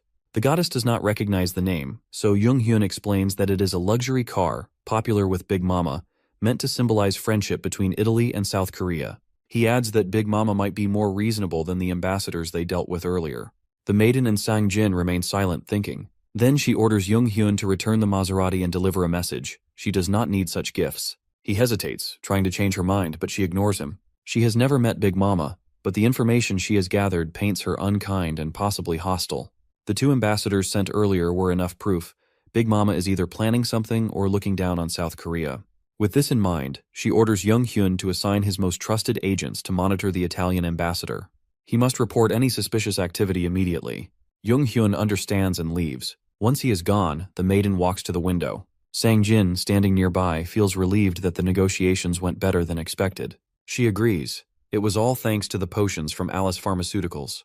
Their debt to the company is undeniable, especially to one engineer, Jung Soo-kun. She plans to properly thank him once their dealings with Italy are settled. Sang-jin agrees to relay the message, but warns that provoking the Italian ambassador could be dangerous. Gail looks at him and asks if he is speaking as her bodyguard or something else. Sang-jin falls silent. She dismisses his concern. In the next room, the divine spear is ready. If anything happens, it will be the ambassador's fault. Julie walks home glowing with happiness. She visited the hospital earlier and received life-changing news. She is 6 weeks pregnant. Overwhelmed with joy, she looks up at the blue sky, watching a plane soar above. She pulls out her phone and calls Bruno. Meanwhile, not far away, Yunho and his friends cross the street. Hearing Julie's cheerful voice, Bruno is confused and asks if she has eaten. Julie, eager to share her news but wanting to tell him in person, decides to wait. As soon as the call ends, Julie can hardly contain her excitement. She cannot wait to see Bruno's reaction when he hears the news. But just as she stares at her phone, a voice calls out her full name, Julie Valentine. She looks up in shock. Genko is standing before her, casually strolling closer. He greets her, commenting on how beautiful she has become. Julie steps back, but before she can escape, Albert and 2 others block her path. Genko swiftly covers her mouth to silence her. Their intentions are clear. They plan to take her back to her prison. Not long after, Julie calls Bruno again. Sensing something is wrong, he hesitates before answering. This time, she only thanks him for everything and tells him not to look for her anymore. Bruno jumps from his seat, shouting Julie's name in shock. Julie grips the phone, her hands trembling as she struggles to speak. Sitting beside her, Genko praises her, saying a princess must let go of love for the sake of a normal life. Meanwhile, No and her friends visit an ice cream shop. Jung suggests hanging out at her house, mentioning her father's cafe has great air conditioning.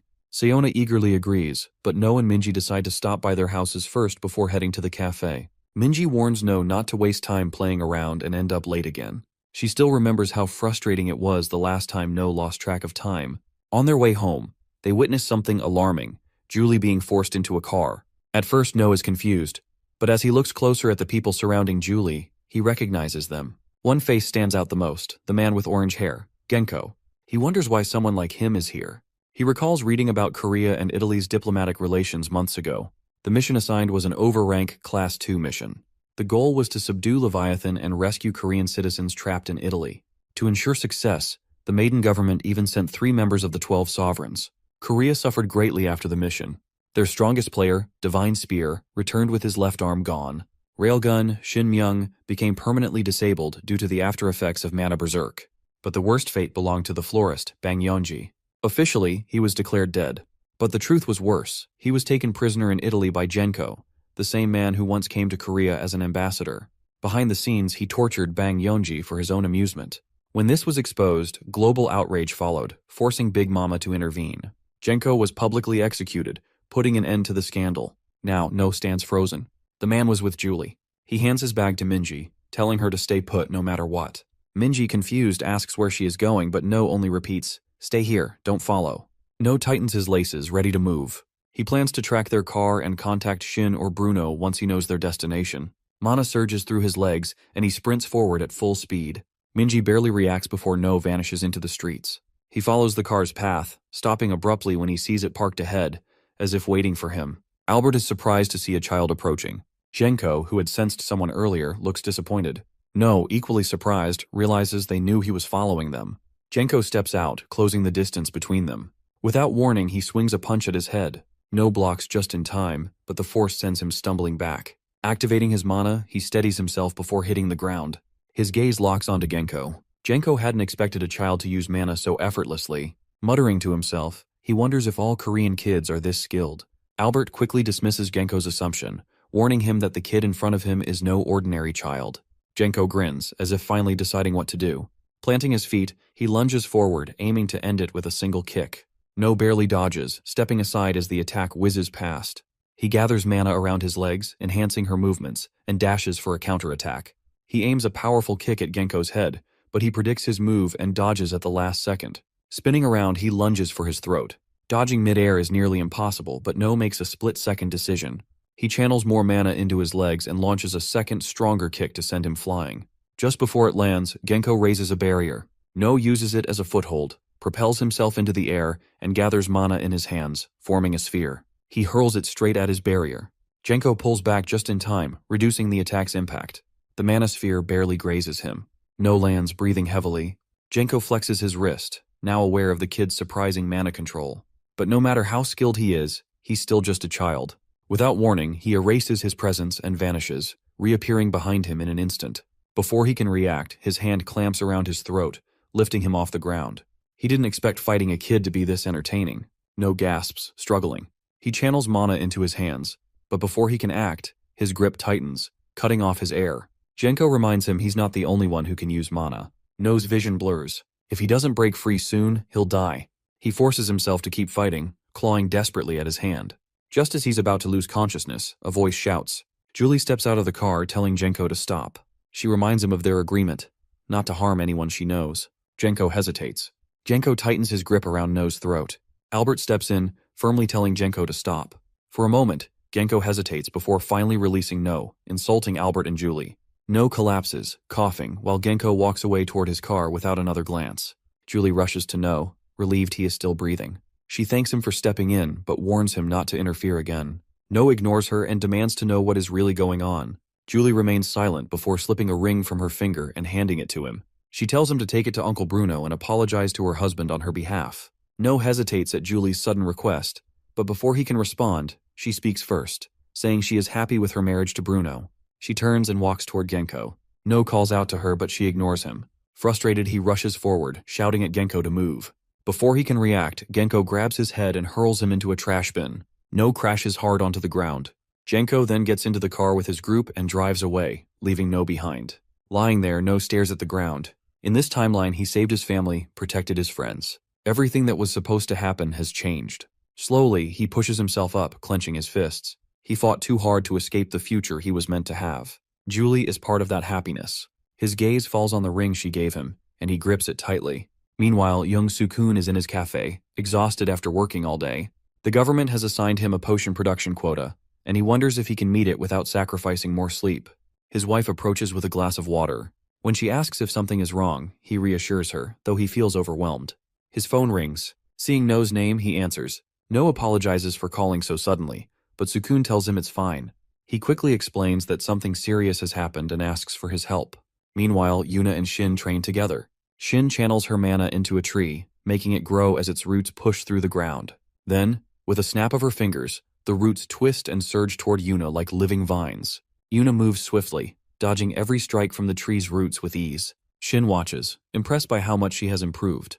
Deciding to test her further, Shin conjures a tornado. As Yuna evades the relentless roots, a sudden gust of wind surges toward her. She is swept up into the violent storm, struggling to break free. Shin starts to doubt her earlier judgment. But then, instead of panicking, Yuna channels her mana, forming a surfboard-like platform beneath her feet.